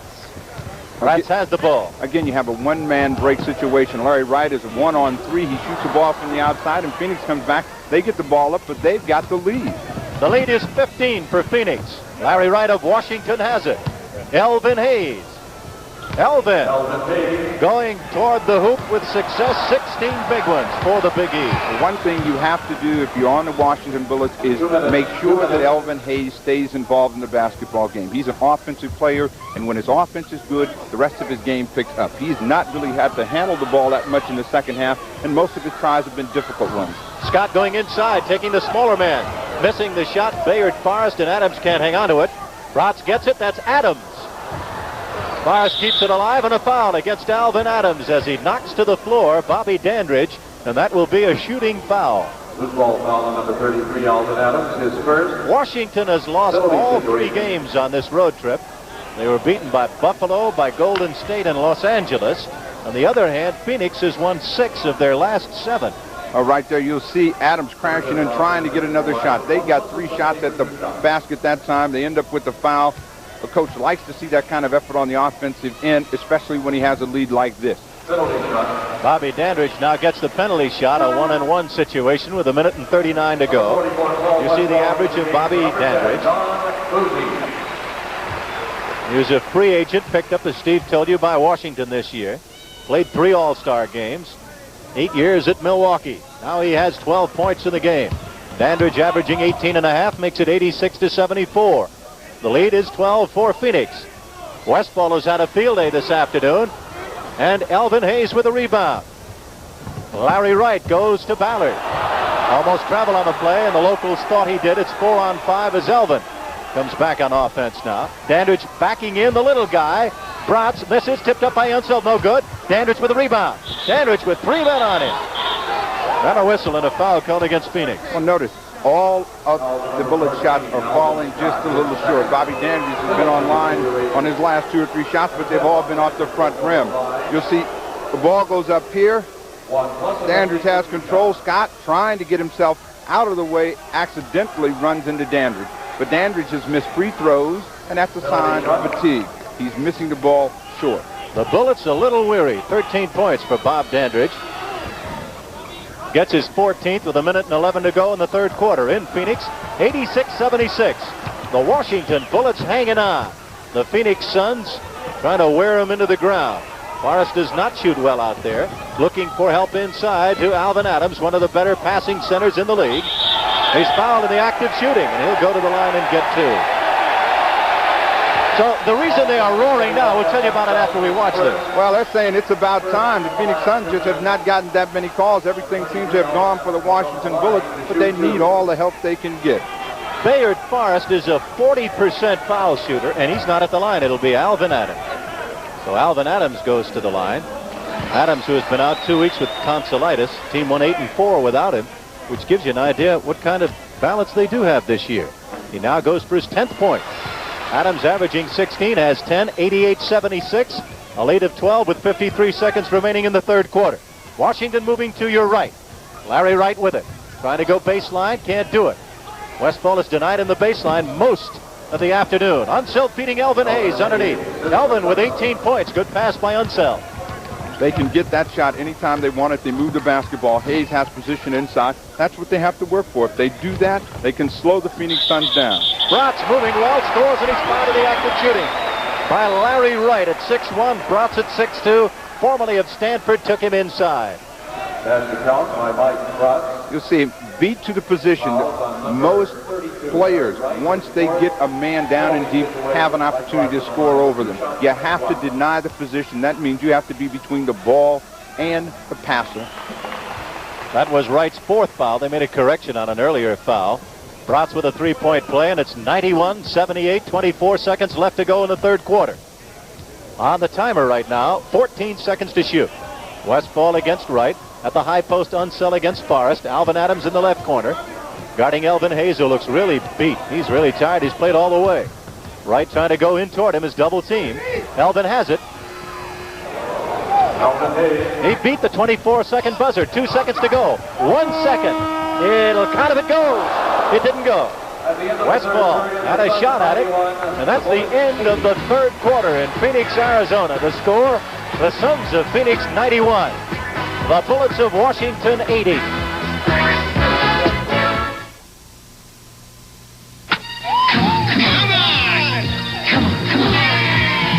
Come on, it's a Pepsi way. Come on and have a Pepsi day.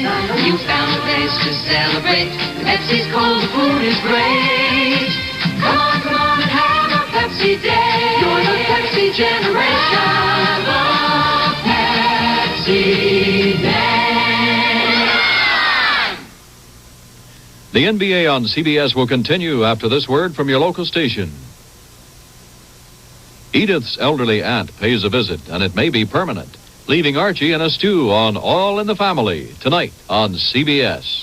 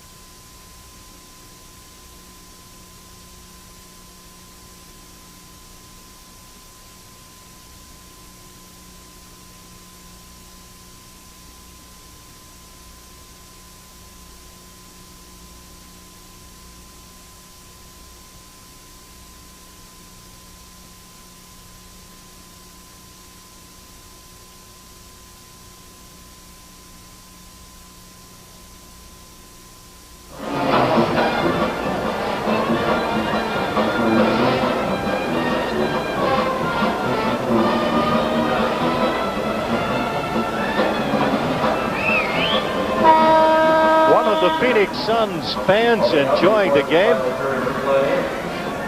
Everybody's revved up here, Steve Jones, as Phoenix is up. I want to remind those watching, be sure and stay tuned for the MVP award at the conclusion of the game. 12 minutes of action remaining, 91-80. Phoenix leading Washington. You're watching the Bullets. Larry Wright bring it up with Bobby Dandridge. You say, why is Dandridge there? Because Phil Chenier, Tom Henderson, Kevin Greavy, and Mitch Kupchak are all not playing this afternoon. The Bullets with a long line of injuries. Stealing it away, Mike Bratz. Bratz bringing it up over to Paul Westphal. Feeding inside. No basket. Perry traveled before he took it and scored. Well, Curtis Perry did travel that time down, but again, they had an easy 5-foot jumper inside. The Bullets were working real hard to try and take advantage of the mismatch. The ball, they could not get the ball to Dandridge on that side. They should have just swung it around the other way and let him have the position on the other side. Wright, who does have 4 fouls, feeding inside, and the whistle as the ball goes out of bounds, knocked out by Paul Westphal. There were a lot of other games in the NBA. While we have a chance during the play-by-play, let's take the time to give you some of the other scores. Meanwhile, here with Greg Ballard going for his pro high, I believe he was fouled in the act of shooting. He was, and he goes to the line. If it is in the act, then he'll get 2. Today, in overtime, New York defeated Denver 143-141. Boston was beaten by Lenny Wilkins' amazing Seattle Supersonics 106-95. Seattle in 3rd place now. Kansas City defeated New Jersey 105-9. And we'll give you the other scores as we march along here in Phoenix with a 91-81 score. The lead is 10 for the men in white. The Suns going over to Paul Westphal. He's taken Dandridge outside. Rebounded underneath by Dandridge and Curtis Perry. And a foul there. The other scores in the NBA, Philadelphia beating Golden State 99-87. Cleveland over Atlanta 93-89. Detroit lost to New Orleans. New Orleans is hot 100-97. San Antonio rolls along. They knocked off Portland 106-95, and Milwaukee beat Chicago 112 to, I believe, 90. Those are final scores in the NBA. Houston at Los Angeles tonight, and Buffalo at Indiana tonight. And this one, with 11:04 to go in the 4th period, 91-81. The team in white uniform, that team is Phoenix, they lead. Davis trying to go for 2. Walter Davis, and the rebound to Elvin Hayes. Elvin has a ton of rebounds this afternoon. Walker now trying to make a move to Unseld underneath as Bayard Forrest leans on him. Dandridge to Ballard. Walker has it knocked away off his hip. Davis picks it up. A bucket there would have cut it down to 8. Elvin Hayes has 15 rebounds. He has 15 rebounds, but he's having a real tough time getting into the offense. He's walking around chasing the ball out on the perimeter when they need him down in deep. And they get a charging foul on Bayard Forrest, and Al Bianchi and John McLeod, they're up in arms along with the Phoenix Suns fans. So Bayard Forrest commits the offensive foul. It not only takes 2 points away from Phoenix, but you look up now at a 10-point lead. And you know, you get into this game now, and Steve Jones, anything can happen. Well, anything can happen, but again, Washington really hasn't had control of the tempo, even though Elvin Hayes buried that shot. They've had to make very tough shots, and I would be surprised if Phoenix let this game really get away from them. Hayes now has 22 points, and he gets the rebound. 16 for him, and Ballard goes. Walker tips, and Walker scores. So it is suddenly a ball game. 91-85, and hang on to your hats. The lead is only 6 points. 10 minutes and 3 seconds to go in this basketball game, and Washington has refused to quit. And Al Bianchi is furious over a lack of a call. Not going the right way for his club. 10-3 to go in the ball game.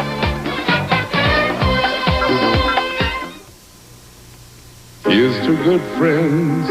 Tonight is Well, kind of special. tomorrow we go back to civilization. And let's have a last night in the wilderness party. I've got just what we need. So tonight. Hey, hello, Rob. You've been hiding that all week. I was waiting for the right moment. When you want the taste of a truly great beer, tonight, let it be Lowenbrow. Well, like the song says, here's to good friends. Let it be Lowenbrow. This is the world's most revolutionary telephone switching invention.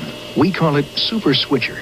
it handles 4 times more calls and may save us $1 billion a year.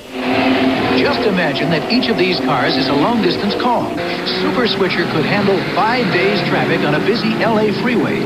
That ought to prevent traffic jams on your long-distance calls. Bell System Technology, keeping your phone system the best in the world. See what's new today in Chevrolet. Chevy's all-new Malibu has all kinds of good news for here and now. Good news about fuel economy. 29 miles per gallon here on the highway, 21 here in the city. It's here and now. There's also good news about room here on the inside, here in the trunk. It's here and now. The all-new Malibu. It's here at your Chevy dealers now. The NBA on CBS continues next Sunday. Regional games, Los Angeles against Washington, Philadelphia, Denver.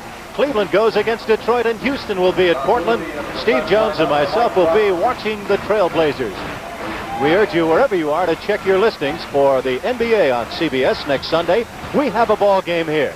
9 minutes and 59 seconds left to go. 91-85. Phoenix is leading. Forrest going over to Walter Davis. Rebounded by Walker. Here comes Washington. They're down by 6. They trailed by as much as 16 to the ball game. Unseld blocked brilliantly by Forrest. Don Buse. Westphal. Right-handed. He can go right or left-handed. He guarded his body with the right hand as he stuck his back toward the defensive player. 9.5 to go, and it's 93-85. So the lead was 6. They brought it back up to 8. Westphal with a steal. All alone. Davis should dunk the ball. No, he doesn't elect to. Well, 2 points is 2 points, Jerry, whether it's a grand slam or otherwise. It comes out the bottom the same way.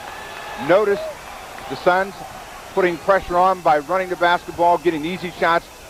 Washington Bullets again struggling, trying to get the ball inside it and having to settle for the outside shot. And the Suns have really begun to apply defensive pressure. They're getting help all over the ball. Westphal swarmed the last time to knock the ball out of Walker's hand. This time Walker went inside, and Davis came over and knocked it loose. Curtis Perry blocking that one out of bounds, I believe, or Davis. Someone had a hand in it. Nonetheless, here comes Walker inbounding it. Bobby Dandridge too deep, and the rebound taken away by Paul Westphal. Westphal is 11 for 22 and has 4 steals, and Westphal has 26 points. Davis intercepted, taken away by Dandridge. Dandridge with contact, trying to get the offensive foul. Westphal doesn't get it, knocked out of bounds by Buse. Bobby Dandridge probably should have given that ball up. They had a 2-on-1 situation. He pounded it just a little bit too long. He goes right by Westphal right there. Now he has a man open to his left, but he doesn't give the ball up as Curtis Perry hustles back. Dandridge trying to bring it back to 8, does. So it is now 95-87 with 8.5 minutes to go. Still plenty of time. Washington hoping to draw on some reserve. That is reserve with the men on the court because they only have 2 men on the bench to substitute. Don Buse going over to Walter Davis. The kid now has rammed in 17 points. 23.5 is his average. Bobby Dandridge with his club trailing 97-87. 8 minutes and 7 seconds to go. Fine pass by Unseld. That's a play that they should try to work a good deal more in this period. They're staying close in the ball game. 7:59 left in the game. Try to get Elvin Hayes inside. Make the Phoenix Suns play some defense. 24 points for Elvin Hayes. Davis driving, runs over a man, shoots and scores, and they say he's fouled, and Unseld is unhappy as Ed Middleton makes the call, and Wesley is a little upset. The basket counts. Do you know anyone that's happy about a foul? Right there, Walter Davis made a good move past Ballard, who's suffering from rigor mortis and all kinds of other physical ailments because he just run out of gas. Now Davis goes to the line. Walter Davis gets the three-point play. It is a big one, and so it's now 100-89. 7 minutes and 47 seconds remaining in the game. Washington in the blue uniforms, bringing it up. Abe Pollin's team has done a fine job considering the injury situation.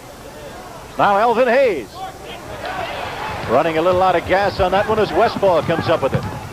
Westphal feeding off Alvan Adams. Rebounded by Wesley Unseld. Unseld hitting Larry Wright with 7:24 to go. 100-89. There it is, a new professional high for Greg Ballard. He has 17 points, a new pro high for the kid from Oregon.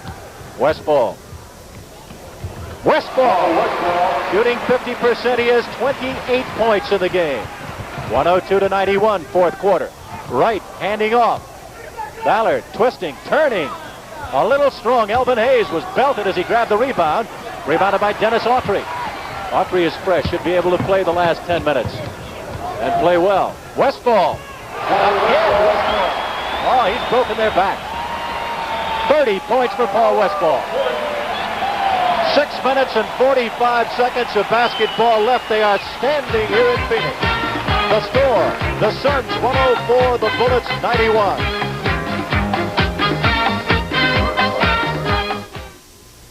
This signal is searching for a General Electric VIR color TV. The signal's VIR. It lets broadcasters automatically control the color of your TV picture on many programs. Watch this GE VIR set use the signal and automatically adjust flesh tones, background colors, the entire color picture. VIR. And General Electric has just won an Emmy for being the first to use VIR in television sets. This is GE Performance Television. Guilty. Not guilty. 6 votes guilty, 6 votes not guilty. Molly, Jim. It could go on all day. Bailiff! Pass out the Right Guard deodorant. Good. We got stick or spray. Right Guard deodorant has all-day odor protection. Kills bacteria that can cause odor. Stick or spray protects all day. 6 took stick, 6 took spray. It's unanimous. Right Guard deodorant. Don't get dressed without it. Excuse me, sir. I'd like you to try something. Okay. Hold out your hand. Hey, what is that? That's Track 2 shave cream, and that's another brand. Feel any different? The Track 2 feels heavier. That's because the Track 2 is heavier. It's packed with moisturizers. Moisturizers? They help hold the moisture in your skin so your face feels good after you shave. After I shave? It'll feel soft and moisturized. Great. Wait, what do I do now? Shave. Track 2, heavy with moisturizers. Next Saturday and Sunday at 4 p.m. Eastern, CBS Sports presents the PGA Tour's Andy Williams San Diego Open. With Tom Watson heading a strong field. That's next Saturday and Sunday at 4 p.m. Eastern.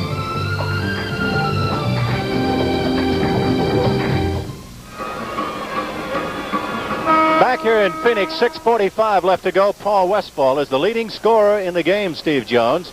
And he now goes to the line. No, he's going to be on defense, and here's the way he got his last 2 points. Well, he hasn't had any defensive pressure on him. He's too good an outside shooter to have free reign like that, and that's what he's had the entire second half. We're ready to go with Elvin Hayes double team now, looking for the open man. Adams on him, and so is Westphal. That's right. Rebounded up and rebounded in by Bobby Dandridge, who refuses to quit, and it's 104-93. The lead is 11. You work that hard to stay as close as they have. They are getting double teamed, but they're not moving the ball when the pressure is met. Elvin Hayes held the ball a little bit too long that time. Larry Wright had to take a tough try, and luckily they got a follow inside. Walter Davis trying to move. He gets the bounce. Walter Davis has had a good game. Good second half. He's got 22 points. In the first quarter, Don Buse and Paul Westphal really wiped out Washington. As between them, they scored 25 of the 33 points. And for all practical purposes, that first quarter was a big factor. That's Ballard beating Elvin Hayes. 5 minutes and 40 seconds left to go in the game, 106-95. Still time for the Washington Bullets to get back in the basketball game, but they have to put pressure on shooters like Davis and Westphal. They cannot give them free reign. Elvin Hayes with his 18th rebound, pushed to get it, but no whistle. And a violation called against Washington. The Washington bench, Dick Motta and Bernie Bickerstaff, John Lally, their trainer, a little glum right now. On the other hand, Al Bianchi and John McLeod, the coaching staff of Phoenix, they are a little happy with 5:14 to go, 106-95. Dennis Autry. Autry hit 2 or 3 outside earlier. The ball is loose and Don Buse has it. Buse has been a big difference for this club this year. What a move that was by the front office. Well, it was a good trade for both teams. They needed someone who was not quite as vocal and not quite as offensive-minded as Ricky Sobers was, and they got Don Buse. He's more of a selfless player and fits more in with their scheme of things here in Phoenix. And Indiana, on the other hand, got a player who had some offensive ability with a little bit more quickness. Alvan Adams was fighting the 24-second clock. And here comes Washington with 4.5 minutes to go. 106-95. They're down by 11. Elvin Hayes double-teamed, hits Ballard inside. So he found the open man, the big guy. Now cuts the lead down now to 9 points. A 9-point lead for Phoenix. The one thing you've got to say about this club, they have showed you some character. That is the Washington team. There's a foul underneath going for the tip-in. We had talked earlier about the Western Conference All-Star Club. No injury on the play. Dennis Autry is down. Let's see who they call the foul on. Third team foul. Alvin Scott into the game. Right here, Dennis Autry comes inside. The foul is on Elvin Hayes. They stay at this end. It'll be Elvin Hayes' third foul. They say it is a shooting foul, so he'll go to the line. With the Eastern Conference All-Star selection, Dr. J and Larry Keenan, they are the starting forwards. Pete Maravich and George Gervin will be the starting guards. And Dave Cowens of Boston will be the starting center. We hope you'll be on hand to watch that on CBS, the NBA All-Star Game. That'll be on the 5th of February. Dennis Autry, the rebound by Wes Unseld. Now it is 4:13 left on the clock. 107-97. The lead is 10 for the Phoenix Suns. Larry Wright, Wes Unseld inside, double-teamed on Elvin. Elvin stepping away and making his move, and Westphal with the rebound. Westphal's had a field day. He goes to Alvan Adams. Buse is now posted. Adams with good.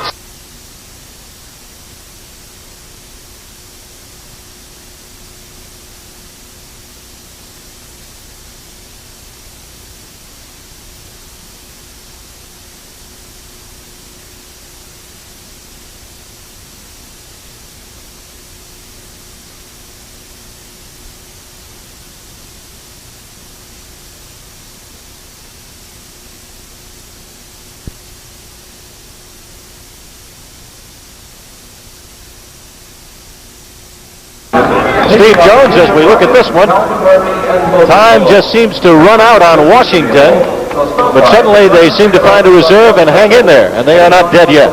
Well, they're not dead yet by any means, but they're making it awful tough for themselves to get out of the water. They are continuing to put the ball up on the outside. Every time Elvin Hayes has gotten the ball in deep after they've moved the ball around the perimeter, he's scored very easily. Dandridge has scored the same way.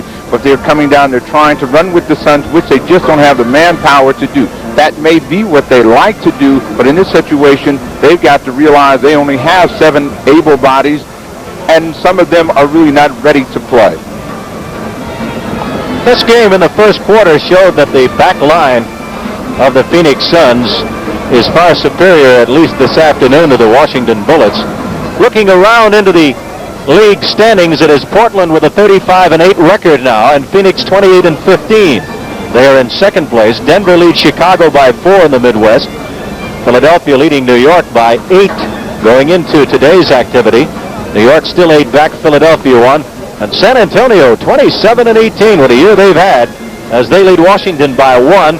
And if Washington loses this game, they'll be 2 games back. The NBA on CBS next Sunday. Los Angeles battling Washington, Philadelphia at Denver, Cleveland at Detroit, and Houston will be at Portland. Be interested, Steve, to watch Moses Malone in action in that Portland game. Tremendous offensive rebounder who really doesn't get a chance. And one of the reasons he has to be such a good rebounder is he never gets a chance to shoot the ball inside. Got to get it someplace, so he figures he'll get it off the glass. Walton will have his hands full there. Portland, of course, is unbeaten at home. Here we go. In the first quarter, the game was really headed by the back line, as we said, between Buse and Westphal. They had a total of 25 points, but Washington is hanging right in there. And now that's a total of 20 points for Bobby Dandridge. And there are 3.5 minutes left to go in the game, and it's 107-99. Buse working against the shorter man, trying to take him inside. Stays outside to Alvin Scott and a whistle. Number 10. Foul to be called against Bobby Dandridge. Bobby Dandridge, you may wonder, as Steve was talking about the NBA record at home, the record, I think the Lakers established it 37-4 last year. They have the overall regular season record also.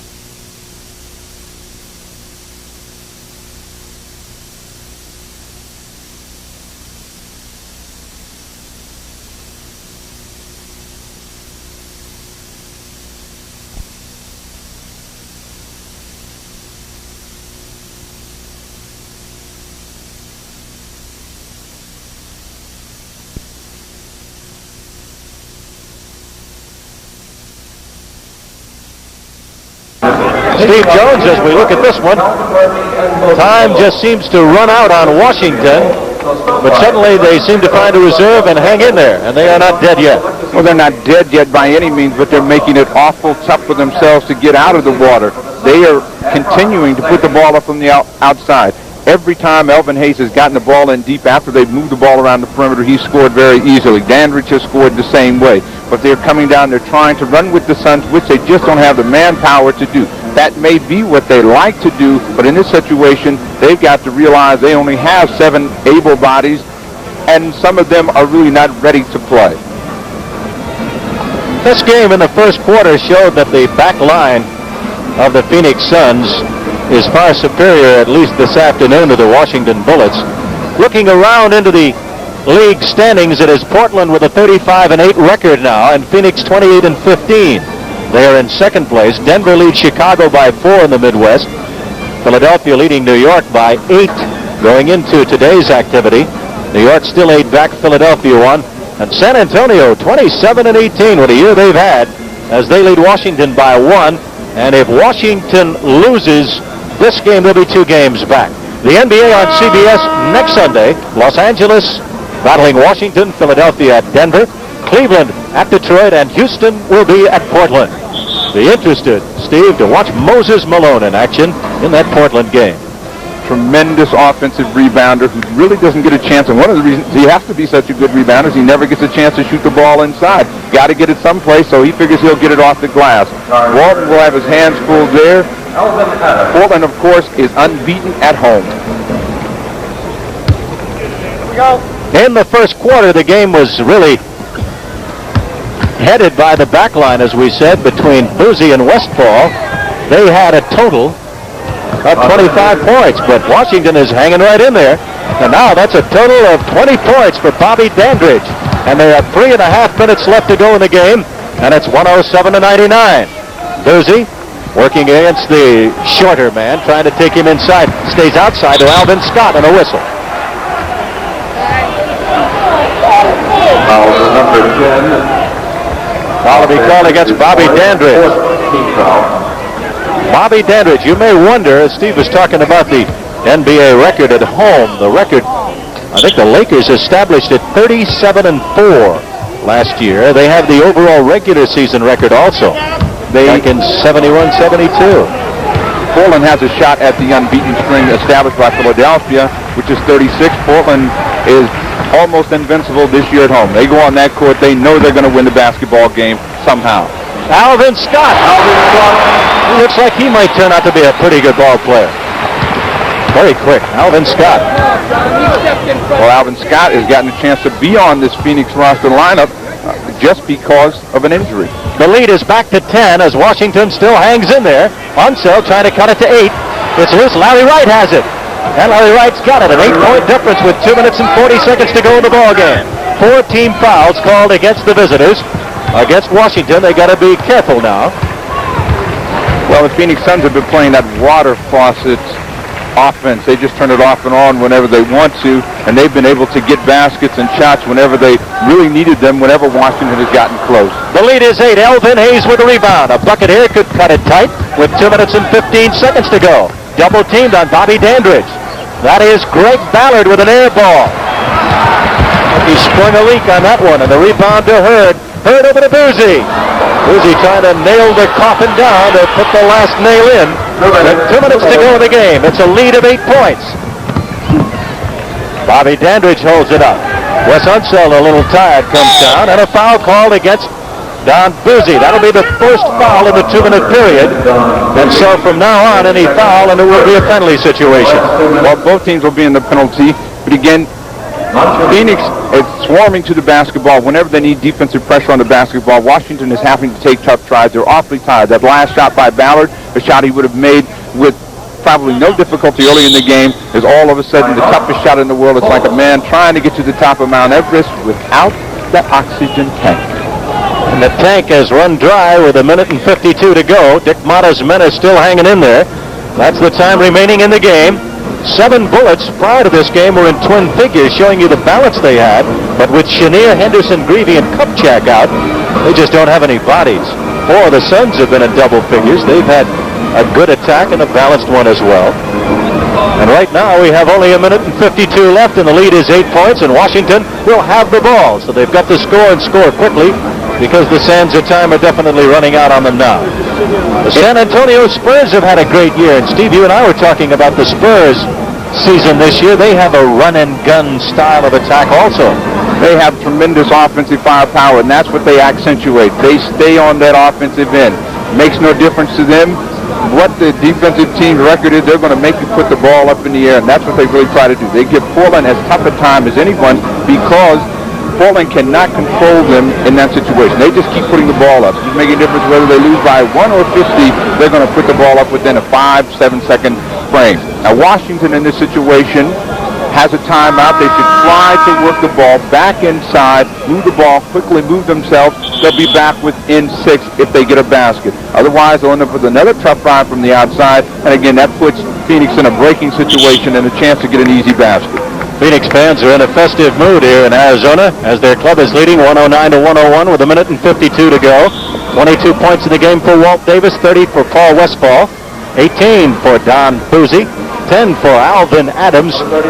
No one else in double figures. Elvin Hayes has rammed home 26, Bobby Dandridge with 20, 13 for Phil Walker, and 11 points for Larry Wright. And a great effort by Greg Ballard.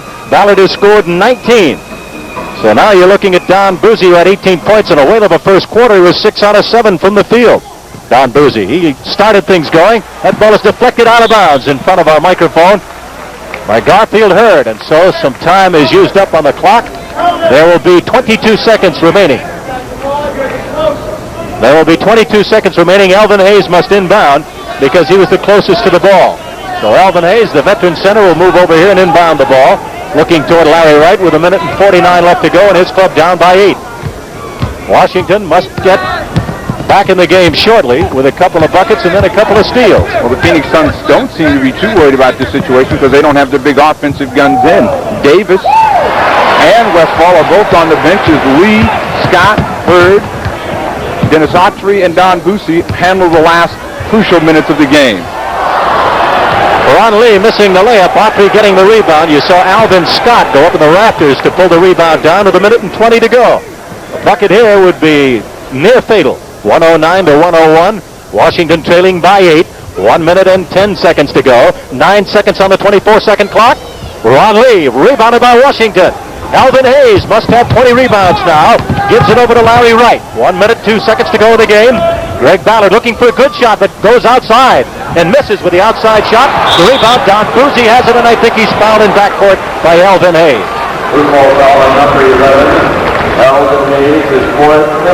Fourth foul on Elvin Hayes. A penalty situation on Don Buse. An excellent foul shooter will go to the line. Well, Don Buse just out-hustled everybody for that basketball. The ball came up again from the outside. Ballard put the ball up. He had no pressure on him. Buse just outfought Elvin Hayes for the ball, and he's on the line.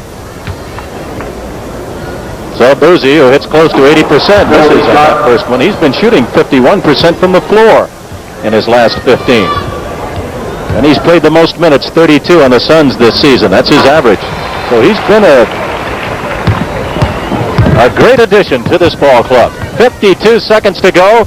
The lead is 9. Washington now with an uphill battle, fighting the clock as well. And time running out on them with 40 seconds to go. Elvin Hayes has the ball taken away. Here's Ron Lee with a 3-on-1 situation. Lee doesn't get it, but Hurd does. And Hurd puts the icing on the cake. But again, it's just an example. Like I said, it's been a water faucet offense for the Phoenix Suns. They turn it off and on whenever they want, and they've come up with easy baskets and big steals, and they've just out-hustled a tired Washington team. Traveling violation called against Ron Lee with 26 seconds to go, and the lead is 112 to 101. Well, you can say that Washington was beaten, but they died hard here in the land of the shootout in Phoenix. You got to give them a lot of credit. They battled hard for 3/4 of the game, and they just run out of gas. 24 seconds left, 112 to 101. The NBA on CBS sending it to you from Phoenix, Arizona, where it looks right now as though Phoenix will be winning their 10th straight here at home. They are now 18-3 playing here at home, and Washington on the road will go to 8-15. High man in the ball game is Paul Westphal with 30 points. Garfield Hurd now running up the string to Don Buse. Buse did a whale of a job in the first quarter. The Phoenix Suns just aren't going to shoot the basketball. They don't have to. They can run the shot clock out, and that's the basketball game. 4 seconds to go, and a foul with 4 seconds to go called against Washington. Not a good foul by Larry Wright in that situation. They're down by 11 points. A foul with 4 seconds left in the game doesn't give them really an opportunity to score 9 points in 4 seconds. Elvin Hayes has 18 rebounds, the official count. A new pro high for Greg Ballard this afternoon. The penalty shot for Ron Lee. 4 seconds to go in the game. 114 to 101. Phoenix leading. You see the time remaining in the game. And this will be it, as Ballard takes the last shot of the game and doesn't get it. And so the final score, 114 to 101, as the Washington Bullets have lost to the Phoenix Suns. And a very tired and a very dejected Washington club now going toward the dressing room with Dick Motta, their coach. So you see the final score. The Phoenix Suns rolling and staying solidly in second place in their division, knocking off Washington and dropping them back to 2 games behind in their division. As right now, San Antonio has a mark of 27-18, and Washington's record goes to 24-19. That'll be a 2-game advantage in the Central Division of the Eastern Conference. Phoenix gains a full game on Portland. They are now 6.5 back, and it is a 29-15 record for Phoenix, and Portland is at 35-8. The final statistics of the game giving the advantage for the Suns. And from an individual standpoint, Walt Davis had 22 and Paul Westphal had 30. Don Buse with 19, Alvan Adams with 10. Those are the leading scorers for the Phoenix Suns. And individually for the Bullets, Elvin Hayes with 26 and 18 rebounds. And Dandridge with 20, 13 for Walker, and 11 for Wright. And so, Steve Jones, this winds up an afternoon, and the Chevrolet Most Valuable Player Award goes to Don Buse, who had a tremendous first quarter with 6 out of 7, 2 for 2, an assist, a steal. He had 3 rebounds, and he kind of triggered the whole offense in the whole afternoon, Steve, for the successful Phoenix Suns effort. He got them started, and I really feel that's the reason that he was the most valuable player this afternoon. Paul Westphal and Walter Davis, both great offensive players, but they more or less had a free reign, and they were going to get theirs. It really didn't make any difference. I thought Westphal had a sensational second half of the basketball game, but I thought, again, that Don Buse was the reason that they got off to a good start. The Washington Bullets were their own worst enemies. You know, like a drowning man trying to get up for the third time. They continue to splash and fight themselves. They continue to try and run with the team when they just didn't have the firepower. And so, of course, the Chevrolet $1,000 scholarship will be awarded to Evansville University on behalf of Don Buse. And, of course, that is in Evansville, Indiana. And the final score of the game, 114 to 101. The scoreboard indicates the same, and so Phoenix keeps rolling along, and they are in good shape right now, Steve, as they look toward the drive that will carry them hopefully into the playoffs. Well, what they're hopeful of is Portland lost today out on the road. They're hopeful that Portland will lose a few more games out on the road, and they can inch their way maybe into a chance to challenge Portland for the lead. Portland had a tremendous start and playing with tremendous confidence, and by far they've had the best first half of the season of anyone in the NBA so far. They are not the most talented basketball team player-wise, but they play with the best team-oriented idea. Everybody gets a chance to do what they can do best. Philadelphia probably has more talent than them, but seems to have to share the basketball a little bit more because they have more people that got their nose stuck on that 10-foot rim up there. You know, it's an interesting thing, Steve, but as most of the fans know, a team without the ego is a team that usually is able to put it together individually, and that's what has happened in Portland. But Phoenix is showing an indication also that they have the kind of spirit, the kind of unity that carried them into the playoffs a couple of years ago. Oh, no question about it. Phoenix is playing well. Everybody has talked about changes on team. The Lakers made a lot of changes. Denver Nuggets made a lot of changes. Lots of teams have made changes, but the ones that have been able to put it together, so to speak, are the ones that have been able to sell the program from the start of the season and get a few wins and make their teams believe that they are going to win and be in the basketball game most of the time. So the Phoenix Suns, they sold their program. John McLeod's done a great job with his group. They're in second place. They have put it all together. They're doing the things that you have to do to win, and that, of course, is team basketball. Let's look right now at the final statistics on this afternoon's game. The individual statistics we gave you, the team statistics. We have 49-41, the Suns shooting 49%. They came back in the rebounding department and finally took the advantage offensively. Defensively, the other way around. The assists are all even, and turnovers, you see the Bullets forced to have 3 more turnovers than the Phoenix Suns. So the final score here, 114-101. A reminder, the third round of the Andy Williams San Diego Open will be next Saturday live on CBS at 4 o'clock. That's Eastern Time. We hope that you'll be part of it. So now this is Jerry Gross, along with Steve Jones, saying goodbye from the Arizona Veterans Memorial Coliseum.